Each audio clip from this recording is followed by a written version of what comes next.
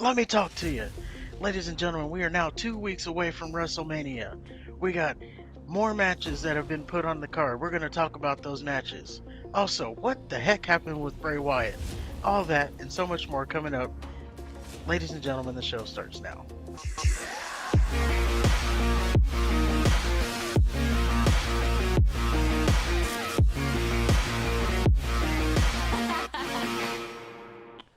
Woo woo. Much better.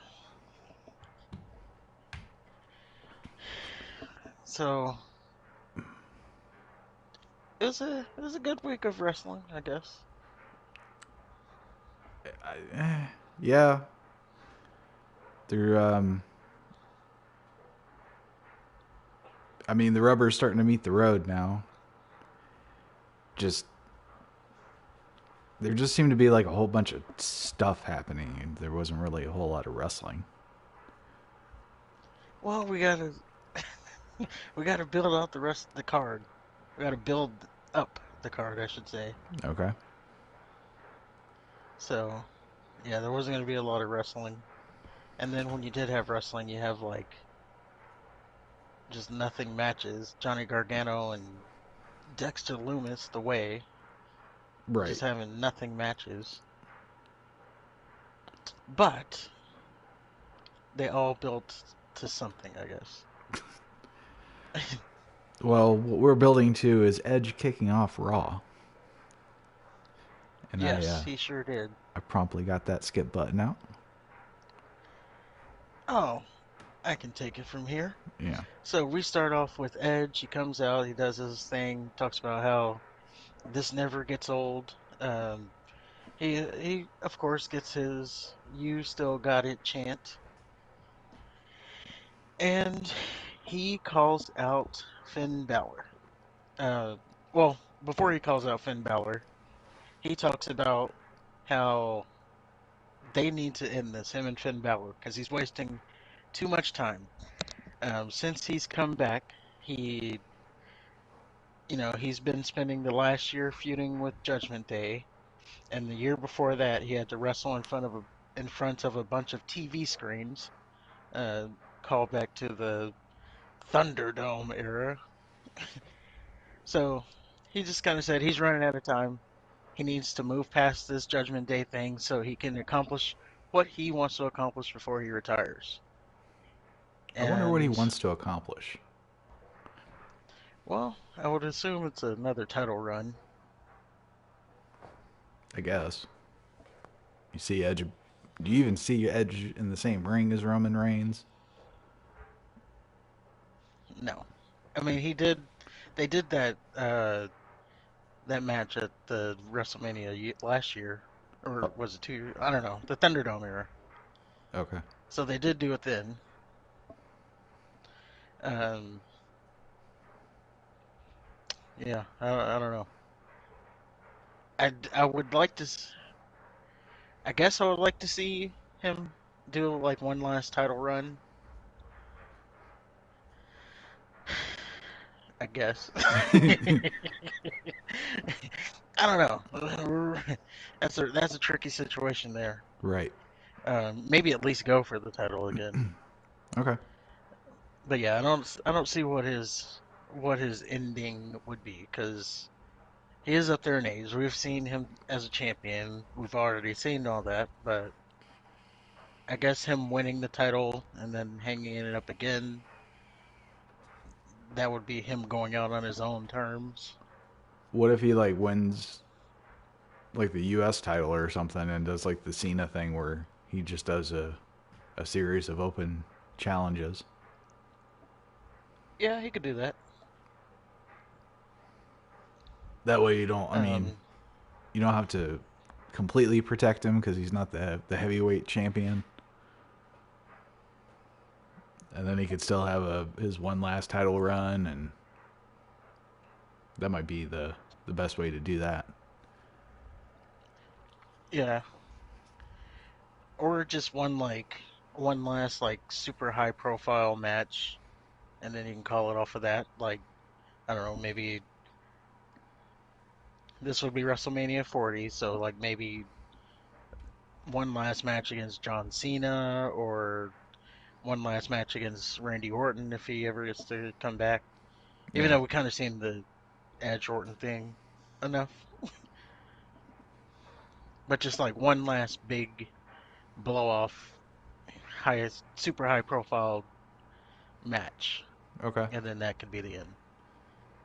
Yeah, it's just his his return's kind of gone over like a wet fart for me. He's just been there. He's not like the Edge. I remember the Edge that won the heavyweight title and then had to retire too soon, and still had a fire in his eye. He just kind of seems he's a married man and he's all happy and shit. He's got he's got priorities. It's not as entertaining. I've been entertained by him. I still think I'm not done with that yet. I mean, when the music hits Metal Angus and he's running out there, Yeah. I still feel something. Okay. Well. Um, but yeah, he calls out Finn Balor. He says, let's get out here. Let's do this face to face. Of course, Finn Balor comes out with Judgment Day. So Edge is upset at that. And he says, they're going to be there at every turn. So I challenge you or I accept your match at WrestleMania. And it's going to be Hell in a Cell. So yeah, he's challenged Finn Balor to a Hell in a Cell match. Now, it was interesting, Finn Balor's reply here. He said, I accept your challenge. I've been to hell before, and it spit me back out because it couldn't handle my demons. So, and you can hear the crowd like gasp when he said that because it was kind of a tease that he's going to bring back the demon That's the for this. rumor, is that he's going to Yeah, bring the demon back. And there was a rumor that there was going to be a Hell in the Cell match between the two, so take one rumor off. I don't yeah. mind Demon Balor. I like him better than little wannabe rock star Balor. I like the demon. Um, I think yeah, it adds more character to Finn Balor, so it'll be good. Now the other side of the rumor is that it was going to be like Brood Edge, so the darker Edge too. So they're both going to be like the darker characters. I guess at Eh, this point they've been 95% right. Well, 50% because they got the Hell in the Cell part of it right.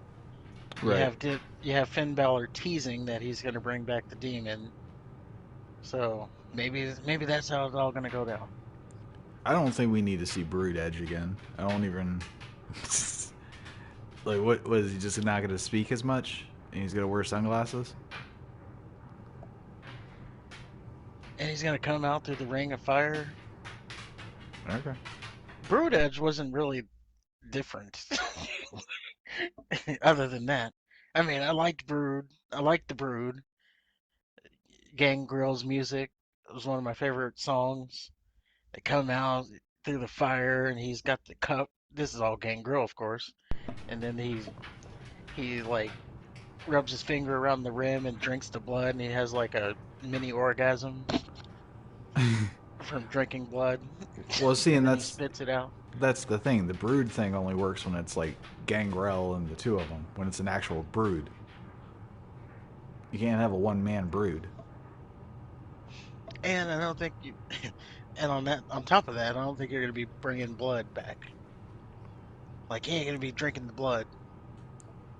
So you're saying they're going to take the no blood thing that seriously? Yeah. Now he came back. He did the brood thing recently, and yeah, it was like black goo instead of blood. Okay. So yeah, no blood is no blood. That's Although crazy. if this is this is going to be a Hell in a Cell, and this is like I forgot the stat, but this is like the first time in a very long time that Hell in a Cell has been at WrestleMania. Really? Yeah, because Huh. they've usually just done it for the pay-per-view, Okay. the Hell in a Cell pay-per-view. But Didn't this is like, like Jeff Hardy want to do a Hell in a Cell? I'm sure he did. Would be what a nice little slap in the face for him. Yeah. But yeah, we got the match set. Hell in a Cell, Edge versus the Finn Balor, maybe the Demon. Remains to be seen. I'll tune in for the entrances. I have zero interest in the match. Well, I'll tell you how the match goes. There you go. You like crap. Um, and then as Finn Balor accepts the match, he says, "Now that's at WrestleMania, but as for tonight," he drops the mic, and then Judgment Day goes out there, 4-on-1 beatdown of Edge until the Way. I'll call them the Way. That is Johnny Gargano and Dexter Lumis run out for the save, and this Candice LeRae is as well. oh yeah, and Candice LeRae to counter Rhea Ripley. Which the fact that Rhea Ripley didn't just toss her ass out of the ring, like I don't know, they kind of locked up and had a little struggle. Rhea Ripley should have just booted her ass. Yeah, yeah, Ripley should have threw her across the ring, but Because LeRae is like legit half her size. she is. So for for Rhea Ripley to have any kind of resemblance of a conflict with her is just laughable. Especially, and we'll get to it later, but especially with what happens next. Yeah, so the next up we have the actual match, The Way versus Judgment Day. This consists of Damian Priest and Dominic Mysterio. Oh, it's funny because in the on the Hulu version, the segment just ends, and it's really confusing. Oh, you didn't get the match? I don't think so. Oh. Well, this was actually a pretty entertaining match, and that's a lot for me to say because I'm not usually the match guy, but I was actually entertained here. I think Dom's really grown into his role as a heel. Like he would do the Eddie spot. Well, first of all, every time he tagged in, the crowd just like erupted in boos, Mm-hmm. and he'd do the Eddie uh, Three Amigos get boos. There was one point he was gonna do the 619. He got boos. I noticed So like, he's kind of dropped the prison gimmick. no, it's still there. He's got the teardrop still. He's got the teardrop, but he doesn't like mention how he's been to prison and done hard time in the holding tank. Well, he hasn't said it, but they've said it on commentary. That doesn't Like count. Corey Graves still does it. But yeah, so it was a pretty entertaining match for what it was. I think it went about 9-10 minutes or so, and Judgment Day, as you would expect, picks up the win here. South of Heaven from Damian Priest, and that's all she wrote. Um, was it later or right there?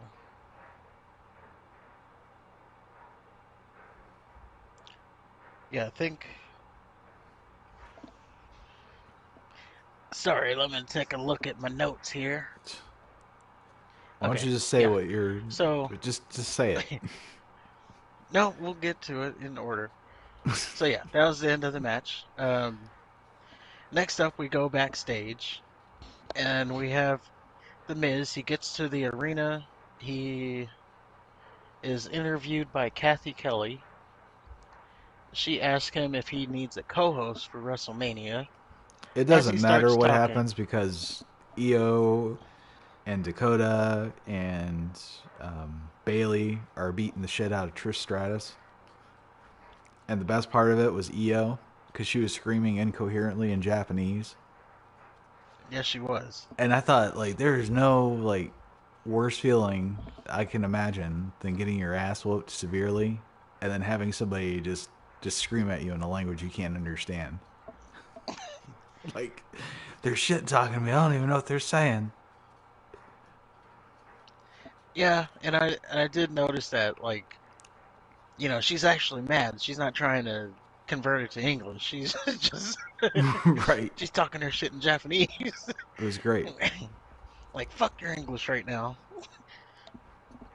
So yeah, we get that. They beat down Trish Stratus, and then that's how that little segment ends. It kind of reminded me of Kill Bill when Uma Thurman was fighting the Go-Go, the little girl with the chain weapon. Oh, she was awesome Yeah, so with like, that little, like, that double-ended mace thing. uh huh,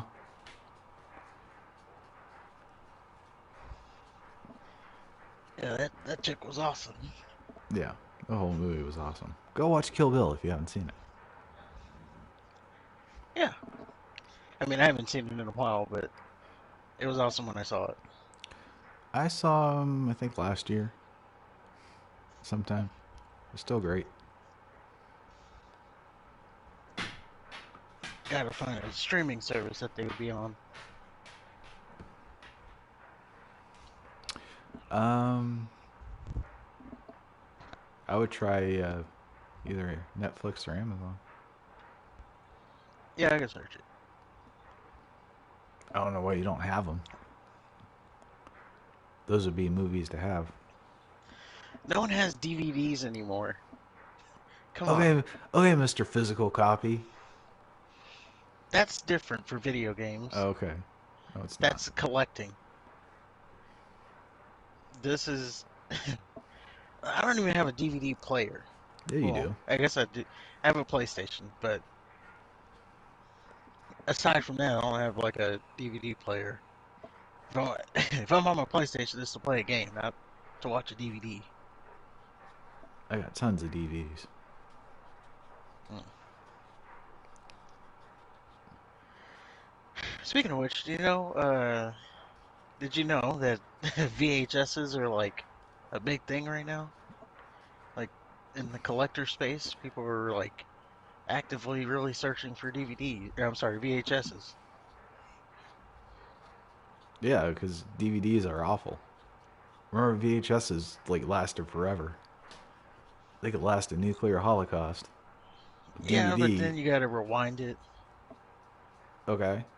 A DVD, you get one scuff, and that's all she wrote. Yeah, that's why digital. There's this guy. Oh, this guy I used to work with. He had like this big DVD collection, but it was all digital, right? He'd take because Oh, no one, you buy DVDs, but like no one takes that code and puts it into their library. So mm-hmm. he would just collect those from people. He had so many movies on DVD. We'd have movie day at work where we just like they let us play movies all day, and we just use his library. Yeah, I Fun never times. take the time to use the code. Unfortunately, I'm one of those people. Like if I physically buy the game, why am I gonna download it? Yeah, I mean he would even go as far. I don't even know if this was not stealing, but he'd rent the DVDs from the library, and then while he had the DVD, he'd put the codes in so he can download it. Like, I don't know, there's a way you could do it where, like, if you own the DVD, it was discounted. So he would rent the DVDs from the library and then download the code. Oh wow. So that's probably stealing, but I mean, if not, if the library is not using it, if they're not smart enough to prevent that shit, that's. I mean, Yeah, and then there was also something about him going into Walmart and doing something that way oh well. without buying the yeah, scanning the barcode. Yeah, but yeah. So then we move on to Omos. um, Omos and Brock Lesnar finally have a face to face. And if you're Brock Lesnar, I'm betting you wish that never happened. Also, turned down that Bray Wyatt thing, didn't you? Turn down So Gunther. yeah, so they're in the ring. They go face to face. The gist of it is Omos is tall, so they wanted to give you the. They just do a little stare down. Omos being so tall, and then there's a point where Omos puts his fist in Brock Lesnar's face to show how big his fist is. And meanwhile, you have Brock Lesnar just like, okay, you're big. And they go to shake hands. And then, as Brock Lesnar tries to release the handshake, Omos holds on. So he holds the grip of the handshake. Then you have Brock Lesnar. He stomps on Omos's foot. And this is where it all breaks down. Like, if they would have stopped there, then. So we get a tease of a suplex city. He goes to suplex Omos. He's not successful. Omos hits him with a back elbow. He grabs him by the face to try to throw him over the ropes, and didn't happen at all. Yeah, you didn't So hit the then ropes right. yeah, Brock Lesnar didn't hit the ropes right. So then he just dumps Brock Lesnar over the ropes. So they botched their one little thing that they were doing. They botched it. Brock Lesnar's now on the outside of the ring, and you have referees. They run out to get in between the two, but Brock Lesnar's like not in a hurry to get back in the ring. He's just looking up. His face is red. Boy, is it red. He's like, yeah, and he's just staring up at him, almost like, He's a okay, little shook. yes, He's got his attention now, I'd say. yeah, and so yeah, you have the officials out there to make sure he doesn't run back in, but I would say Brock Lesnar ran from any other confrontation. He even sends Jamie Noble to get his hat. He's like, just get my hat and I'll leave. I don't think he ran. I didn't get running. I got Well, he he thought backed down. he didn't back down, but he didn't continue the conflict. Cuz he's the one that initiated the actual physical. I mean, technically, he initiated the physicality by stomping on Omos's foot. And then he went for the suplex, and then Omos dumped him. So I mean, he wasn't running away from the actual confrontation. It's just when Omos got the best of him, he kind of backed off a little. He just said, I need to plan a new strategy. Yeah, or he didn't continue. Yeah, so And I thought when he told Noble to get his hat, I thought that was more of a him saving face. Like, all right, I'm still the big dog on the block. Like that's him reasserting his alpha status. Like he just got punked, so now he's got to bully somebody smaller. get my hat, boy. Yeah, exactly. Fair enough. So is Omos's thing is MVP start shit with somebody and then sets a match, and then when they finally get face to face, it's just, oh, you're a big son of a bitch. Um, Well, MVP is supposed to be the mouthpiece, Right. I get that. so he I doesn't understand that. necessarily start it. Well, he started it with Brock Lesnar. Didn't he Yeah, start I it was with just saying. Braun? I can't remember how Did the he? Braun feud started. Now that I remember. I don't know. I thought it was just like he would once the match is made, he would just do the talking for him, like you know, Omos is a giant. You've messed up now, type deal. Okay. Um, I do know this was the same exact fucking thing as they did with Braun Strowman, though. When they got face to face, it was just, Omos is a big son of a bitch. Oh, he is a big son of a bitch. And then they start tussling, and then Omos gets the best of him, and then the guy walks off with like a little smirk. So now, of course, Brock Lesnar's gonna win. of course, I don't think he was ever gonna lose. He ain't putting the Omos over. He drinks White Lightning. Yeah. Now I do get. It's probably gonna sound bad, but I have to say it anyway. So I get kind of like when you have MVP out there with Omos, and then they're like doing the camera angle where the guy's like on the ground, I think. So like you get that vertical view, Mm. and then you have MVP pointing with his cane. I kind of get the vibes of like King Kong, Omos being King Kong with the handler. Okay, I don't know. It's like a I'm tapping out. it's like I don't know if I should. I don't know if I should comment on that. yeah. That I statement. just get like a circus carney or circus ringleader vibe, He and is a big son of a bitch. I he's mean, pointing to his big gorilla. Okay. we, we'll keep going before we get canceled. well, Well, I no, guess I there's. can't get canceled, but Well, I kind of get what you're trying to say. There's something about African men that they just always look serious and just ready to kick somebody's ass, like even when they're joking. yeah, So, I think the fact that Omos is how tall is he? 7 foot, whatever. 3 or 4, something like that. Okay, yeah.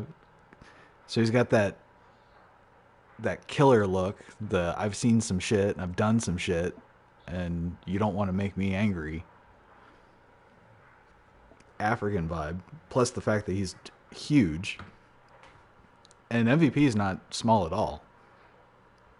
Yeah, he just looks like a child next to Right. Omos. So he looks impressive. It just unfortunately when he wrestles, he's not at all. He's very Yeah, clumsy. I think if they built him right, he could have been like something special. Like early, your favorite wrestler of all time, early Great Khali, Mm-hmm. before he lost, Yeah. he was special. He'd come out and it's like, oh, here comes this big giant. It was like an attraction, and he was undefeated for the longest time, and just like throwing people around, and then going way back to like Andre the Giant doing the same thing. Even when the Big Show came out, when he first debuted, Mm-hmm. and he was just like a giant. Well, I liked Giants definitely have their spots, I would it say. in WCW though. He was like doing drop kicks and shit. Yeah, he was very athletic for his I think size. If I'm not mistaken, I think Andre used to do drop kicks too. Um, I couldn't tell you. So my exposure to Andre was towards the end of his career, where he was when he was hurt, so Well, yeah, because he that's wasn't doing too much. he was around. Like we were basically kids at the Yeah, tail end of his career, so that makes sense. Plus, he was in the greatest movie of all time. there you go. This is a good time, though. Speaking of Omos, to congratulate him. He did get married over the weekend. Hmm. This past weekend, not this current weekend. Past weekend. So, there you go. I didn't see who he married. I guess that's not the important part. But he's gonna destroy her. But bless, yes, bless that child getting between him and the mattress.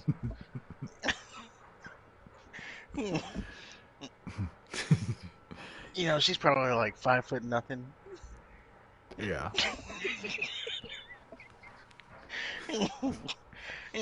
She's. It's like a comically uh, vast height discrepancy. Yeah, I mean, I always notice like the super small chicks usually go for like the super tall dudes or women, whatever. But like Shaq, all his all the chicks he was dating were like 5'5" and under. It's That like you're might 7 foot. that might be his thing though.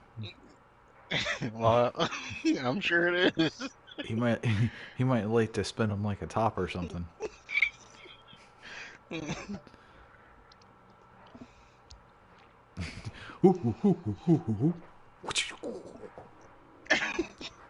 Yeah, but yeah, congratulations to Omos for that.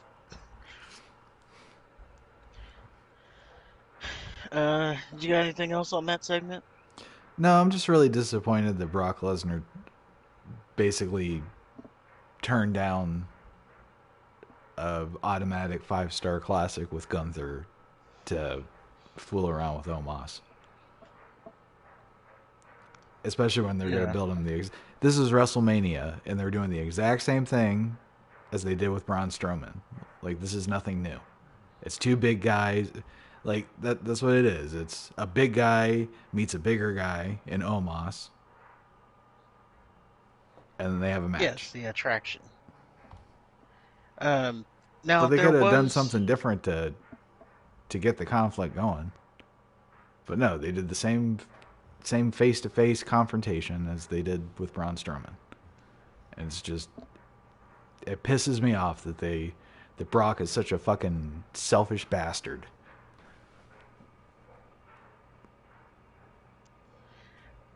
well, there was some more news on that, uh, amongst the rumor mill, and that is that there was also a feeling from Triple H that Gunther was not ready for a Brock Lesnar match at Oh, WrestleMania. well, Triple H is wrong.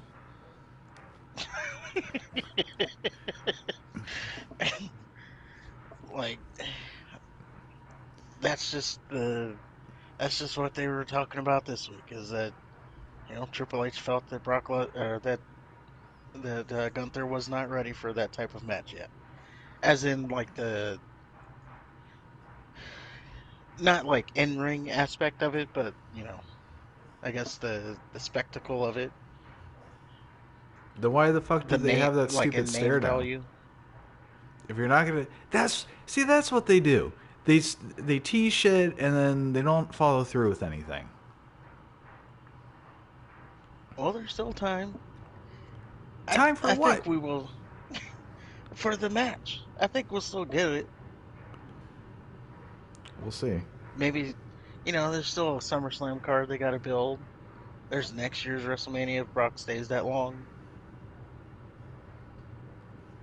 Well, that's the thing. He could just leave tomorrow. He won't lose sleep if he doesn't show up to WrestleMania. True.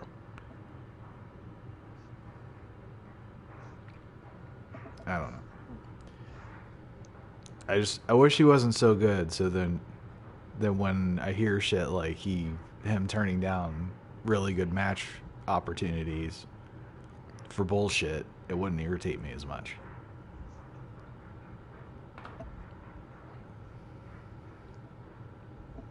Well, when we get later on in the show, it might be something that balances out. Maybe. I guess. I just think if anybody could replace Brock Lesnar, I think it'd be Gunther. Now, obviously, Brock Lesnar is more um, imposing physically in terms of his body and um, just how he looks, but Gunther's a big motherfucker.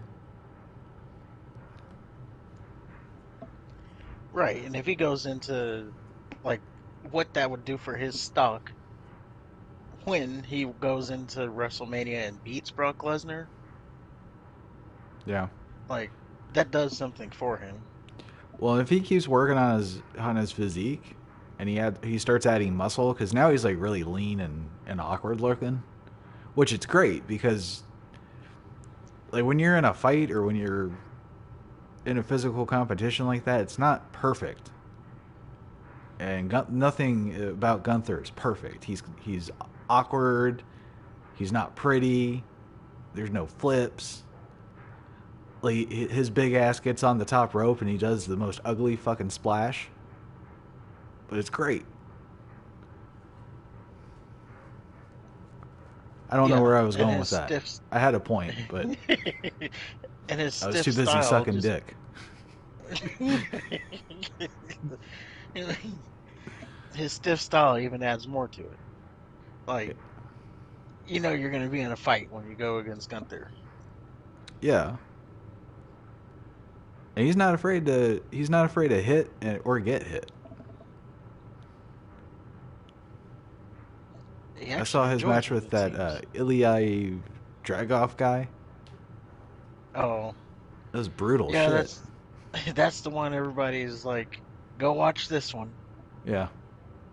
Like that's the match everybody when you talk Gunther, that's the match that is the highlight. Like go watch this match and then you'll know who Gunther is. Yeah, he beat the fuck out of that guy. I've yet to watch it actually. His chest was like, remember Sheamus's chest at what was it, Clash at the Castle? Yeah. Well, picture that, and then the back of his neck had those red welts too. Mm. He just beat the fuck out of him. It was great. That's Yeah, I still wrestling. need to go back and watch that one. Gunther I is haven't wrestling. watched it yet. He is. But we move on because there will be enough time to talk about him. I got you.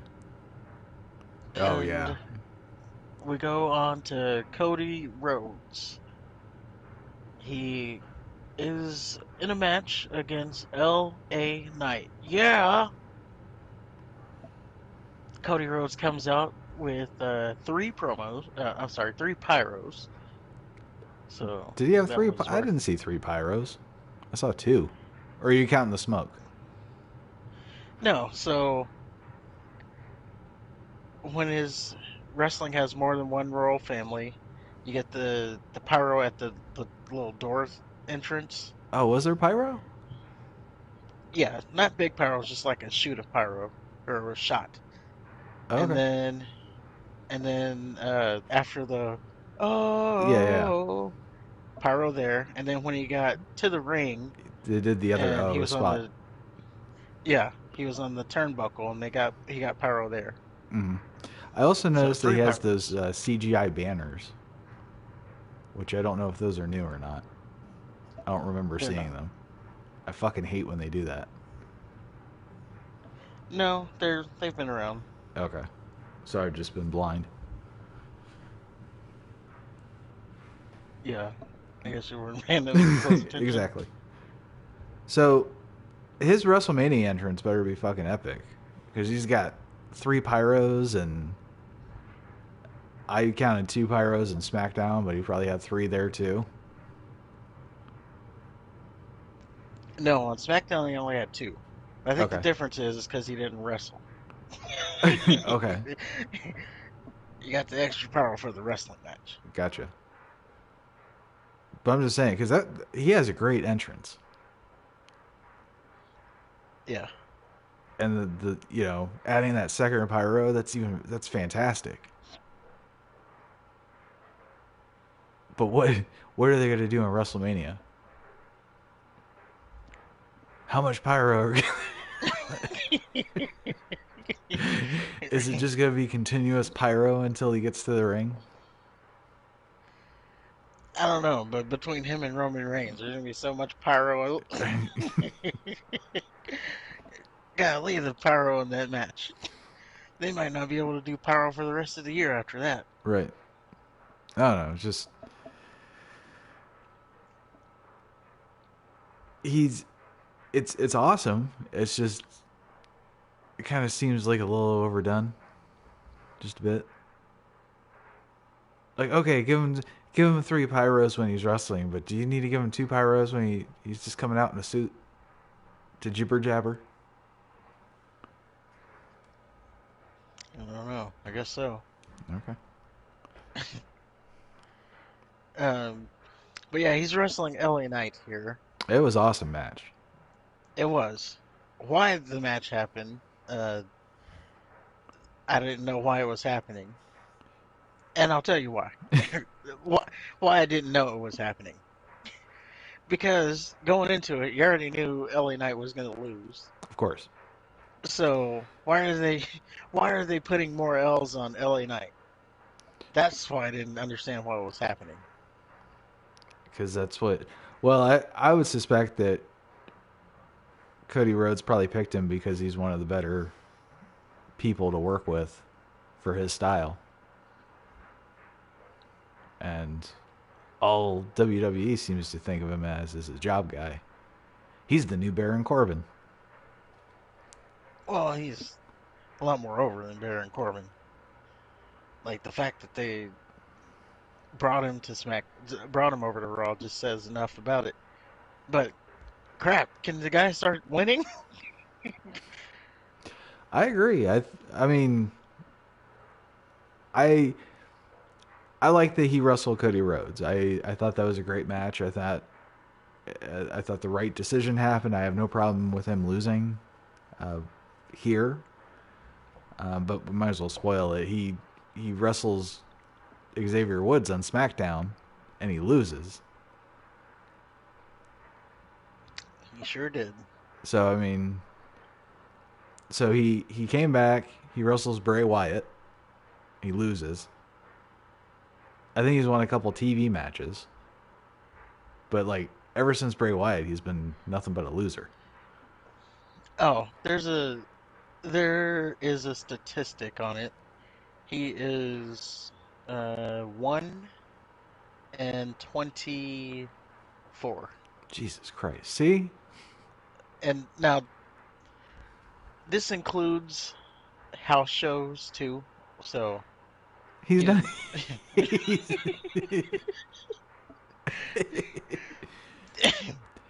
that's right. He that was won. the He won a match, and I think it was just before he wrestled Bray Wyatt. I think he got yeah, smashed by Bray Wyatt, and he's been done nothing but lose. yeah. So it's the funny thing. So we'll talk about the Bray Wyatt thing later. But there was this little back and forth on Twitter where one person was like, "Bray Wyatt's hurt. Like, how could he be hurt? He's done nothing. Like, he hasn't wrestled in months." So then you have like one of the dirt sheet guys reply, and it's like, um, he showed like all the matches that Bray Wyatt's had since he's been back, Yeah, which has been a lot. he's done nothing but But house when, shows. I did see a comment saying, what do you do? Hurt himself opening up a mayonnaise jar at home?" Which that's funny on a lot of levels, but it's yeah, not fair because he has been wrestling. yeah, he has been wrestling. He Now, broke his the finger or thumb or something. well, and we'll get into it later. There's a lot going on with that whole thing. Yeah. Um, Well, but I'm just yeah, saying. so the Before this, he broke something on his hand, and I yeah, his think that finger. it was just before his pitch black match. Yeah. So yeah, the dirt sheet guy, he shows all of Bray Wyatt's matches that he's had on this house show, and all the matches were against LA Knight, and you just see LA Knight lost, lost, lost, lost, and there, and my whole takeaway from it was like, golly, you can't even give LA Knight a win at a house show. Nope. Like he's got to take the L there too. The real thing is, did Bray Wyatt sell any of LA Knight's offense in the house shows? Because he sure They as shit probably didn't had any do that in the pitch black match. they probably had like a lengthier match. Yeah. Although, if on a side note, if you want ever want some good entertainment, watch go to the Bray Wyatt subreddit. That's some entertaining shit.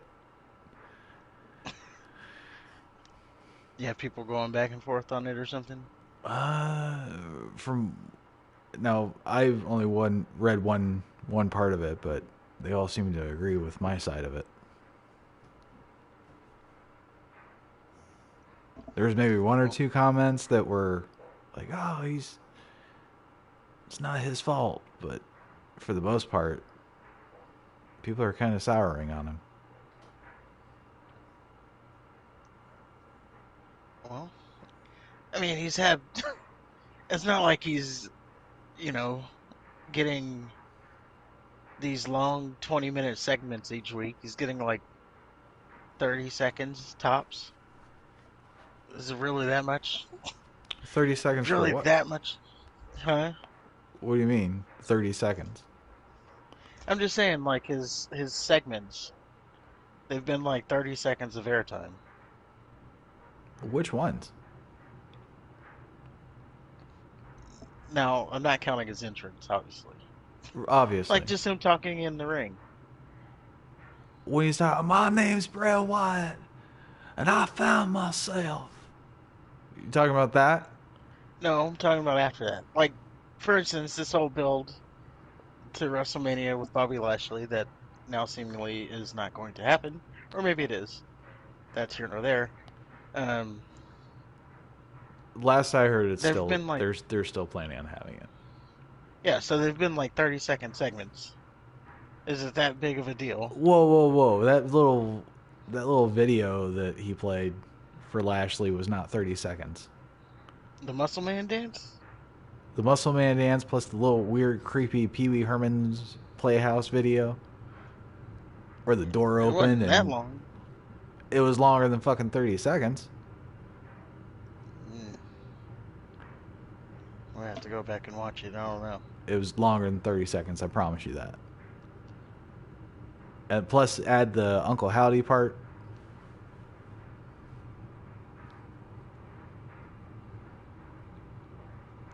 What I'm just saying, people are saying, "Oh, Bray Wyatt is the worst thing and ever about pro wrestling," and it's like, what are you talking about? His segments have been nothing. If you if you go get a drink and come back, his segment's over. But you're sitting here complaining about it. I don't know. This segment seemed pretty long to me. Long, confusing, and just I mean, unfulfilling. how many skip buttons do you got to push to get past the segment? Two. I hold it down. I hold it down until I see something that looks interesting in the little box. You know, the little picture-in-picture thing. Hmm. I go, oh, that's interesting. Like, for instance, well, I'll I'll give you an example later, I guess, since you want to go in order. Okay. Well, yes. LA Knight. Back to LA Knight. Oh yeah, He did. we sure went off the beaten trail on that one. That's what we do Well, best. yeah. I mean, it was my fault. I brought up Bray Wyatt now, but Yeah, um, change the name of the show to Off the Beaten Trail.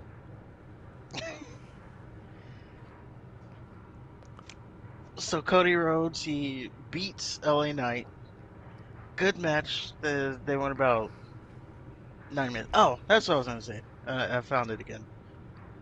So if we add, so LA Knight, he loses to Cody Rhodes on Monday. He loses to Xavier Woods. And we'll go ahead and say it now Yeah. on SmackDown. And he lost to Xavier Woods in what had to have been like 2 minutes.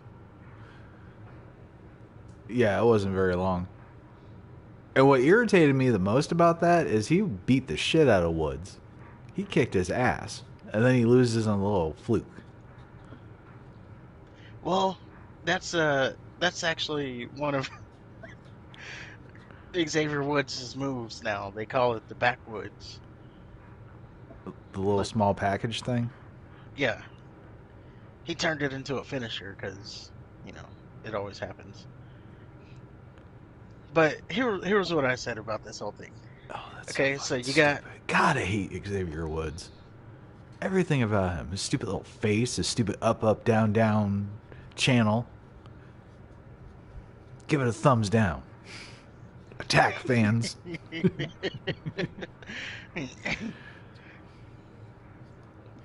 so yeah, I said His on stupid Monday. trumpet. Oh, and then go ahead. No, I'm done. So LA Knight, he has this competitive match against Cody Rhodes.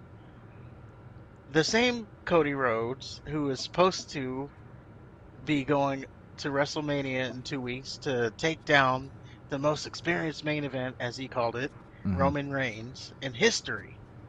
So he's supposed to be climbing the top of the mountain, and he's having this competitive match with LA Knight.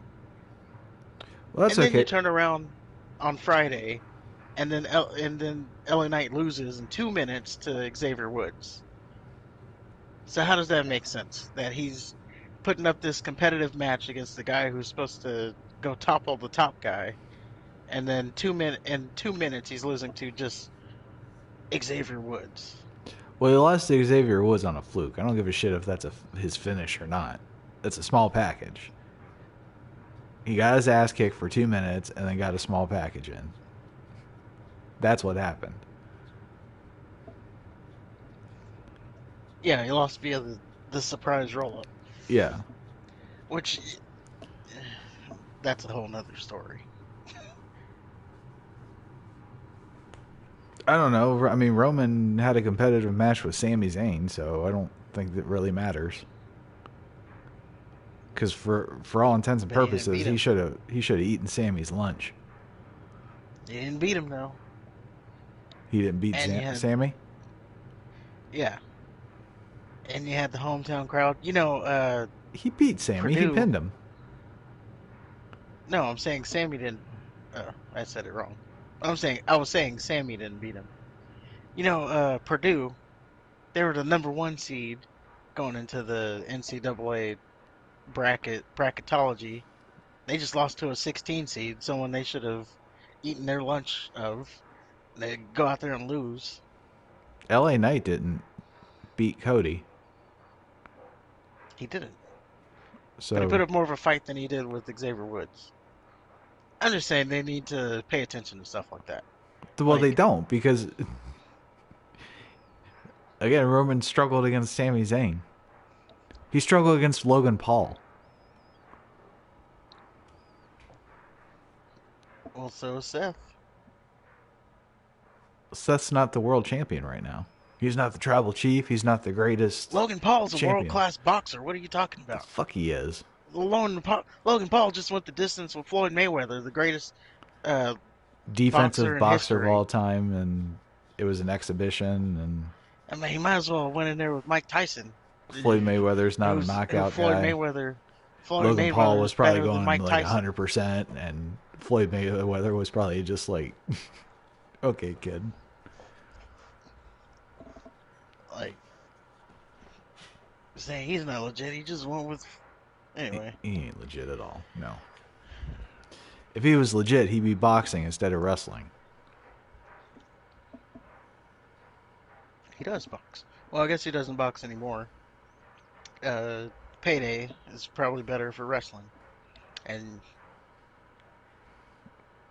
Not if he was good at it. there's no more name. I don't know why. I think no. He when he started wrestling, he did announce that he was going to take a break from boxing because he's not going to do both. Mm-hmm. So when he, that's just for that was just his own thing. He said, "I'm not Mm-hmm. going to box because I'm going to wrestle." Mm-hmm. So he would still be boxing if Mm-hmm. he didn't wrestle. Sure. Speaking of Logan Paul, while we're there, we have a Miz segment next. Um, Well, just real quick, I really enjoyed how serious Cody takes his matches. Like, I don't know if you noticed, but he was talking to the referee and stuff, and even talking to LA Knight like it was an actual legit match. Like when LA Knight was pulling his hair, he'd scream hair, and he'd tell the referee to get him to break and stuff. I thought it was just, yeah, I thought that was a nice little detail. And I think they should get to Cody and Gunther as soon as possible because both of them take it really seriously. Like not just the performance, but the wrestling. I think that's true. I think for the most part, people just focus on making sure that the performance is top notch, and nobody gives a shit about what happens inside the ring. But Gunther and Cody clearly do, and the sooner you get to that, oh my god, the sooner I can rub my nipples. Are you saying that Cody Rhodes versus Gunther makes your nipples hard? I didn't pull that off as nearly as No, well as you sure didn't. Daddy Magic does. You know, when I get to a point where I can have a one of those soundboards, that's gonna be one of the sounds. Do you know what makes my nipples hard? Yeah, and even as I was watching this match, I kind of had like a little scenario. I got high and wrote up a little scenario with Cody and Gunther. I mean, we won't, for the sake of time, we don't have to go over it, but I'm just We'll go really, over then at a later time. yeah, You save that. I'm just, I'm excited about that prospect. Oh, it is coming, I would assume. Uh, Speaking of which, I did fast forward a little bit here because Cody, after the match, he got on the mic. Oh yeah, yeah, you did do a promo. Um, yeah, he cut a promo. Did you happen to catch what he said? Um, yeah, he basically said that if he wants to because the bloodline are kind of bitching about Cody Rhodes getting into their business with Zayn and Owens. Cody said, "Well, he doesn't work for the bloodline, so if he wants to be friends with Owens and Zayn, that's his business." Um, he talked about how Heyman said not to make things personal. Cody said it's been personal since I started at 21 in front of these same cameramen. It's been personal every time I hold back tears through every sentence. It's personal when I wear a suit of armor because he had a great line. I can't remember it, but he's basically dressing for the job he wants, not the job he has. Yeah, it was something about I don't wear this suits because I I think I'm the think I best, am but I someone. want to be. Yeah, I think I'm somebody because I want to be somebody, Yeah, which is a great line. But my it kind of lost me that though because their his first interaction with Paul Heyman, Cody's the one that said, "This isn't personal." yeah. And He sure did say that. Heyman's the one that said that. Of course, it's personal. So now you have Heyman saying, "Don't make this personal," and Cody saying, "Oh, it's personal." What the fuck happened? Yeah, that was a little weird. I Okay, don't think they remembered that. at all. And I don't remember Heyman saying that last week. So I mean, there wasn't even like a natural transition to that. It's just, I think, I think because Roman's not there every week, that they don't have a really good cohesive. Uh, I don't want to say story, but yeah, I guess story. Well, Roman Reigns will be there next week, so Yeah, that's true. I know we'll have something to sink our teeth into. And that'll be the go home show for WrestleMania for Raw at least, and then SmackDown will have their go home show. Wait, Um, no, never mind. That's the following week. Or we're 2 weeks away, so yeah. Sorry, that was a little bit ahead of time. But tune in next week if you're listening this far. Tune in next week because we will have our prediction show, and make sure to hit the subscribe button and turn on the notifications so you don't miss it. There you go. okay, so then Cody wraps up the promo by saying that he does acknowledge Roman Reigns, but then he said it's time for Roman to acknowledge him. And then he mentioned how he's been undefeated since he came back, which is kind of weird. Like, oh, I came back and it's been perfect. I've been undefeated. Hmm. It's, I don't know. That just seemed really out of place. It seemed out of character for, a white meat baby face that he's supposed to be. Oh, I think that was another Easter egg of the outcome. I've yet to be pinned. I've yet to lose since I come back. Mm-hmm. Came back. I'm undefeated. I think that's. I think it pointed it out because it's an Easter egg of what's gonna happen. I have more for that too later. Okay. Um, yeah, and then he just said he's going to beat Roman. So it's a good Yeah, so that promo. It's was just the shit he said didn't make sense, or the shit he said didn't gel with the previous shit that he said. yeah, So I don't know. I was kind of out of that. The match was great. I like Cody. Just the promo was, yeah. you got to pay attention to those little details. Yeah. So then we get to Seth Rollins and Logan Paul, which I skipped. Um,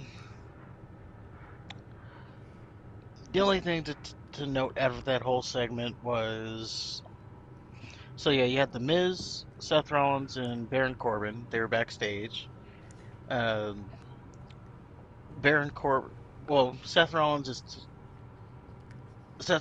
talking with the Miz. In comes Baron Corbin. Baron Corbin says Logan Paul's a world class boxer. He used to be a Golden Gloves boxer. He should let Seth should let him train him for WrestleMania because he's a Golden Gloves boxer. Um,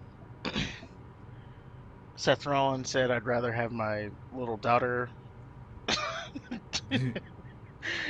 teach me to box." And I'm sorry, Baron Corbin says you're pretty much your daughter's stupid because you know she's like a 6 month old or something. And it leads ultimately to Seth Rollins versus Baron Corbin in a match later. And that just assured that I had a segment or a match that I was going to skip later. Yes. And also they announced that the Miz announced that next week Logan Paul will be doing his little impulsive podcast live at Raw. Oh, great. I look forward to skipping that as well. Yeah, you got that skip button. You're warmed up. Yep. I had a little Um, practice this week, especially on SmackDown. after after that, we had Bronson Reed. He finally got to squash Elias. Rick Boogs is out there taking notes. The match went 3 minutes, ended in a tsunami. And Elias is still being scraped off the canvas as we speak.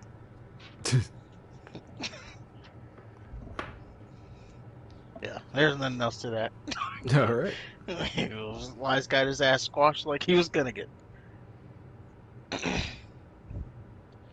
We then move on to Kevin Owens. He is still talking about how he wants nothing to do with this whole Sami Zayn. He doesn't want Cody Rhodes' help. Yeah, I don't want He's no gonna one's take help. on the yeah. I'm gonna take on the bloodline by myself like I've been taking on the bloodline by myself. He's determined to just get his ass whooped Yes, by himself. by himself. Next up, we have Theory. Austin Theory. He comes out, or I'm sorry, this is backstage. He's talking with the Street Profits. It looked like he just came into the arena, or he was just. I like to think that he just walks around the arena with his with his championship, like he just does laps. Yeah, it did seem like he just got there, and he Yeah. has no shirt. Um, But if you look like that, I'm sure shirts are a scarce thing. he needs to lose the beard or trim it or something. It's getting out of hand. Or I don't know. Uh, Maybe he needs to get out of the awkward phase. I think the beard adds more to him because he looked too young without the I beard. well, I think he I think he looked better when it was kind of shorter. Oh, the scruff. No, not necessarily the scruff. He had almost like a 7-day beard. I thought that suited him, but now he just kind of he's starting to look like an incel. All right. So yeah, he's running down the Street Profits. And then Montez Ford does Birdman calls to him, and then I tapped out. I couldn't take it seriously. That's why I can't take Well, Montez Ford seriously. You keep telling me how great he is. All the shit and nonsense that he said to Austin Theory and how he delivered all of his lines. No. Can you imagine him holding both belts, talking that no, gibberish, he doing didn't. Birdman calls? I don't even think he said anything. Exactly. He didn't say Austin Theory anything. said the most things in this segment. He ran down. He's like, you know, he tried to he planted a little seed for the Street Profits split. He said that everybody knows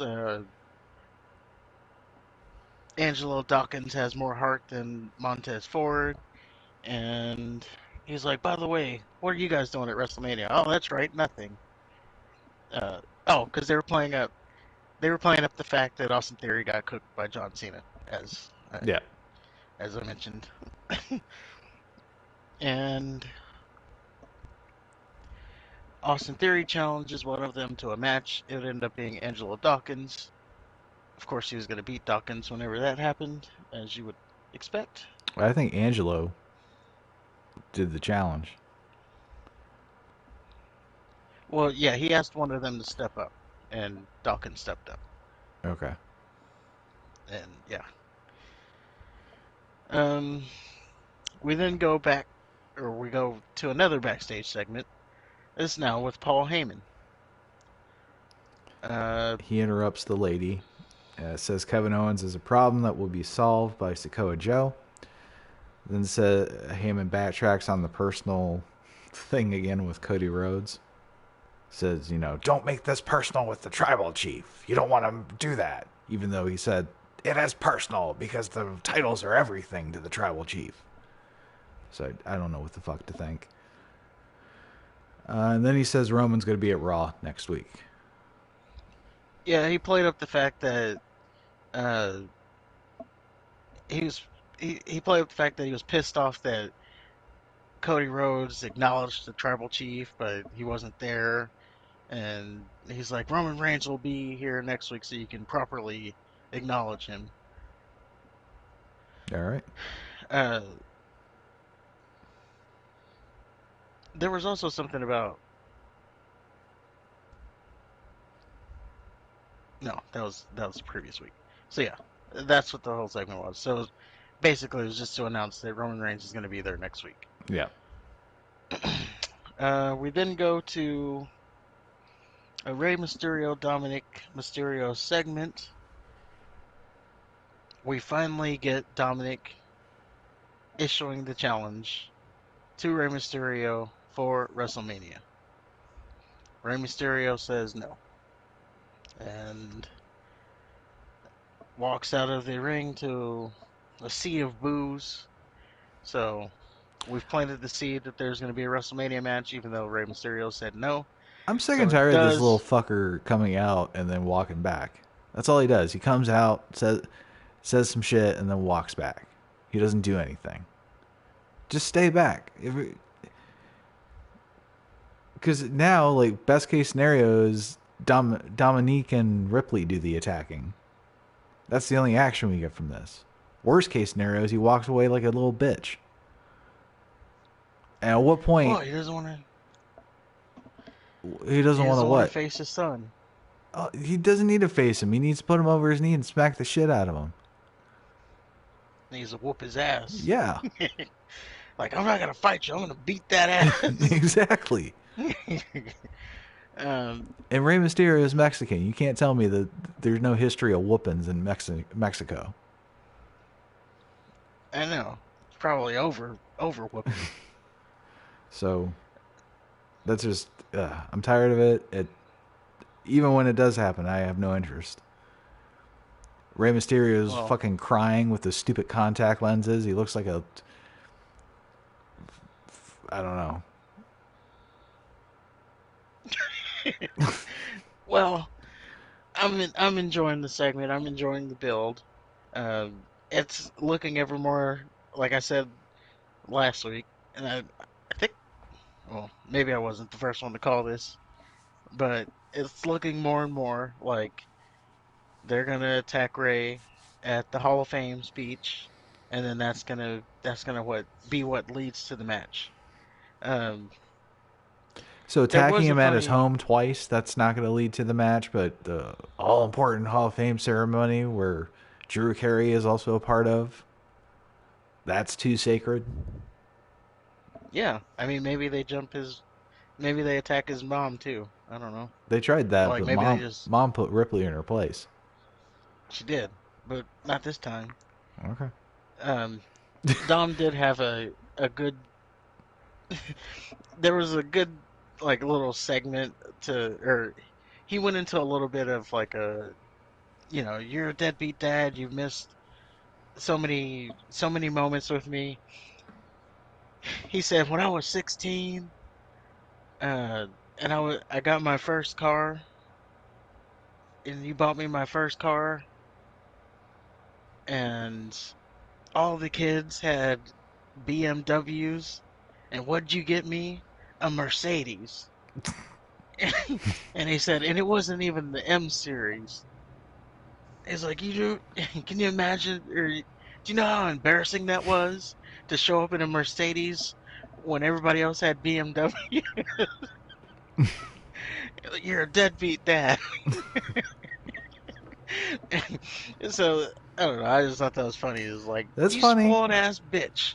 Yeah, that's funny. I still don't like him. I don't like him or Ripley. I know. Ripley likes to steal the scene too.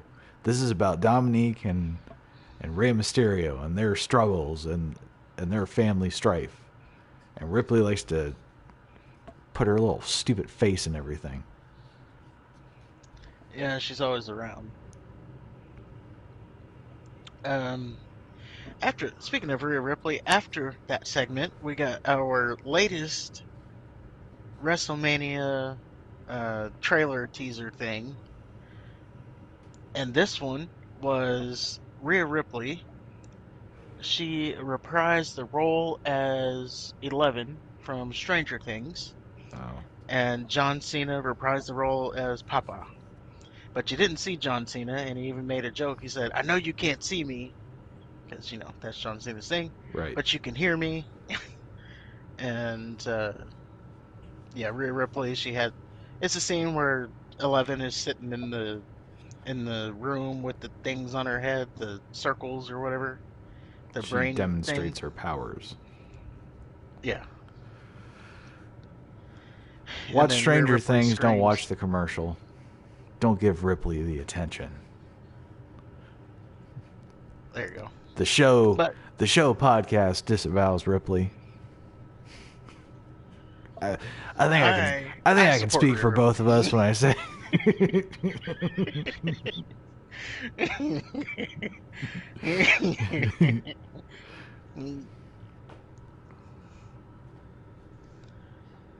After that, we go to Becky Lynch and Lita. They're walking backstage to go check on Trish Stratus. man, my skip button is And getting a workout. well, you didn't have to skip because nothing really happened there. They just walked into the um. Well, okay, so they're walking backstage, going to the trainer's room. You have Chad Gable. Um, this I thought was kind of funny. So Chad Gable's looking for Otis this whole night, and he has like flyers. Have you seen Otis? Have you seen Otis? No one seems to care. Like everybody's blowing that off. Okay. So he, Otis. yeah. So he's Lita and Becky Lynch. They're walking backstage. They're like, Chad Gable's like, "Have you seen Otis?" And they take the flyer and throw it, and then they walk into the trainer's room. That was pretty much the end of that segment. Well, I thought some lady was trying to talk to him. She was, but they didn't say anything. Oh, okay. Then we get to Rollins versus Baron Corbin. Baron Corbin, of course, takes the L. Of course.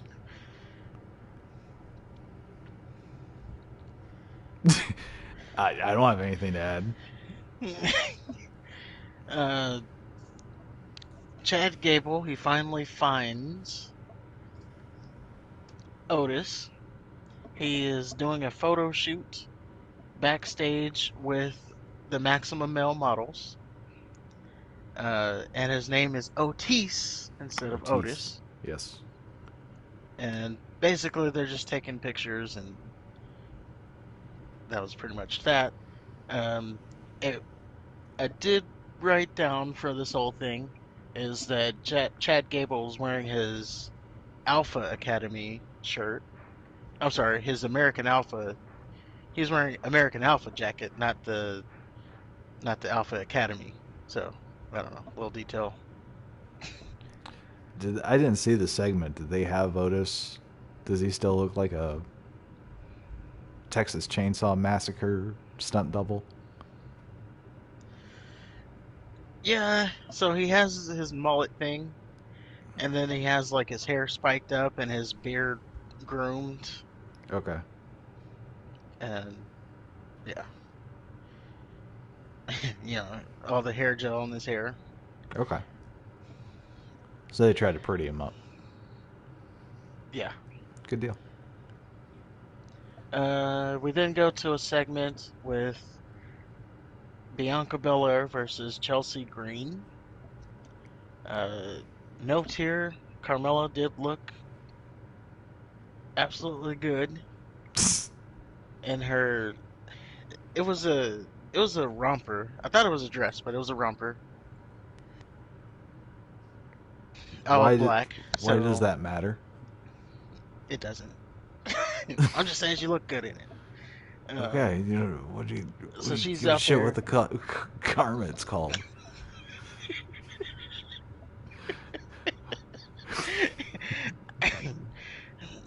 I'm just giving the people the proper details. All right. You just say, you just say You she know, looked you fine in the shit she was wearing, or I barely know wearing. you get on the internet and you're like, oh, she's wearing this black dress, and then no, you idiot, it's a so yeah, just trying to get it correct No, for the you're not an idiot. You're a man. she was wearing something black that was showing off her assets. That's There you all I know go. about it. Thank you.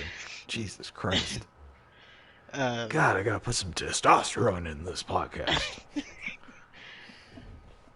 and she, yeah, so that's pretty much what stuck out of this whole segment.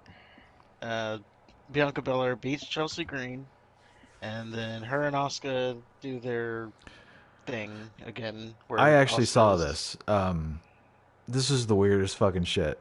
So, I guess at one point, because did Chelsea and Carmella, did they jump Belair and then Asuka come out for the save? Is that what happened? yeah, after the match, they jumped Belair. Asuka came out for the save. Okay. So, This so time, I don't think she was wearing heels because she was able to run. right. So Belair's belt is just sitting in the ring. Asuka grabs the belt and then she goes to hand the belt over to Belair, but then she does like some fucking weird dance with it. And then Belair's just standing there like, "Give it to me. Give me my championship back. Give it to me. Asuka, give it to me." She's even stomping her fucking feet. And then Asuka does her little blue cum thing, and Belair's not even selling it. She's still doing the, "Yeah, you my championship." So it's like, Give what me the my belt. yeah. What the fuck? What the fuck Yeah, are they it was. doing? I don't know. And then they had a backstage segment where Bianca Belair is like, Asuka doesn't respect me, or she's playing games. Uh, I don't know. I guess the whole WrestleMania build is Asuka is playing too much.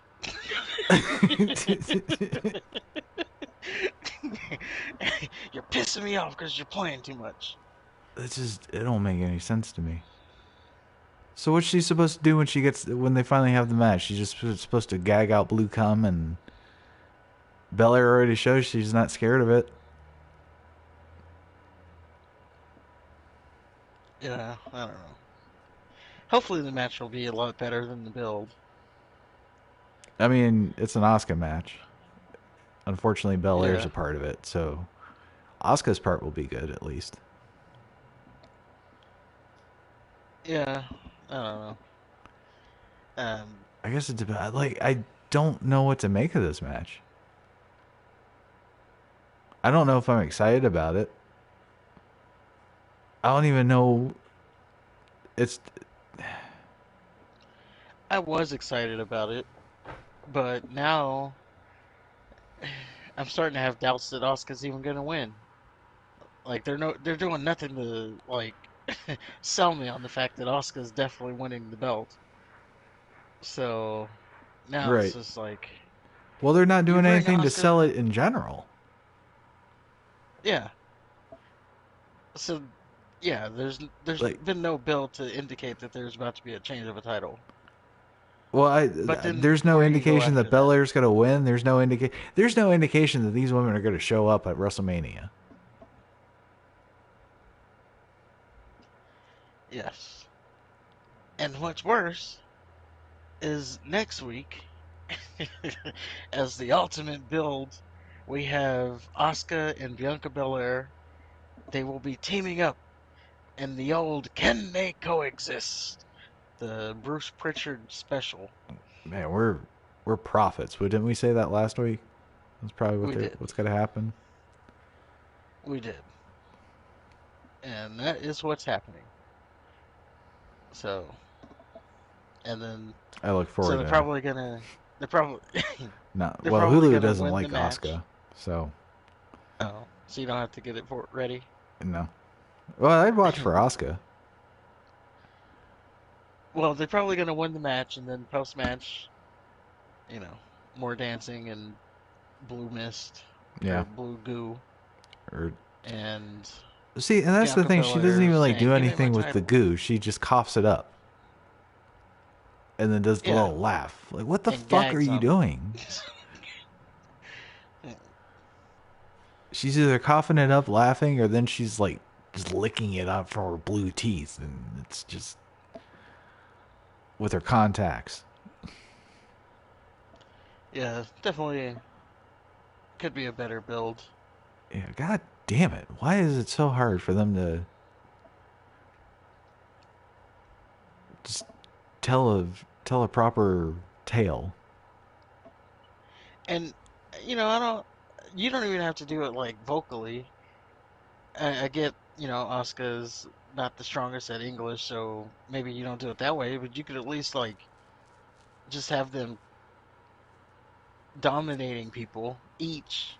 They're each dominating people, and then Asuka, it's just like, oh, there's gonna be these two forces are coming together. I'd love to see like Asuka or even Io, but Asuka's in this position. Either she has a translator or she has like a somebody that speaks for her and she doesn't say shit. She either speaks Japanese or somebody translates for her. Like you have some weasel, like a Paul Like Heyman. Harvey Winkle. What's that? Oh, well, I said like Harvey Winkle, Oh, I don't know who Harvey Winkle is. or well, what was it? The Finkel guy or Fink? I No, don't know. I'm getting the name wrong. It's Harvey something, but Okay, back. He's old school. I gotcha. think he was. I want to say he was with. He was the guy with Kamala. Harvey something. The Anyway, names, yeah, uh, yeah, just have someone be her mouthpiece, yeah. Somebody and like a then Kaiser. she's just the hired gun. You know, Kaiser's just like a slimy, arrogant. Like he's almost as big of a villain as Gunther is. Yeah, Somebody like that. He'll look down at you while he's telling you what Asuka thinks. He's not only telling you what Asuka thinks, he's telling you what he thinks. yeah, and he's more hated for it, and then she's more hated for it. Exactly. Because no Like, English, and that's see. Every now and then we get comments complaining about how we bring up the fact that she can't speak English. English is not her first fucking language. And if she's supposed to be taken seriously as a champion, it's probably not a good idea for her to sound silly. Now, if you want her to be laughed at and be a comedy act, then well, by all means, let her do the sing-song voice. yeah, and of course she didn't. Like she doesn't speak English. Of course we're gonna say she doesn't speak English. She doesn't speak English. Right. And she Like shouldn't have to even on speak her, English. like go to her YouTube channel. She doesn't. She's not speaking English. I mean, she is, but you know, she's more comfortable. Obviously, more comfortable in her native tongue. And she sounds better. Like even on YouTube, her titles are not even in English or in whatever Japanese. it is. Yeah, I don't want to get it wrong. So, No, it's Japanese. She's Japanese. so yeah, even her titles are in Japanese. People She still sounds watch. better. She sounds more intimidating. And that's the thing when Shinsuke Nakamura came over, they bragged about how he speaks English, and he speaks English fine, but not not in a way that I don't know, not in a way that's fluent. Either that or that's Yeah, part of his character, and he's just fucking with everybody. That'd be great. That'd be a great troll.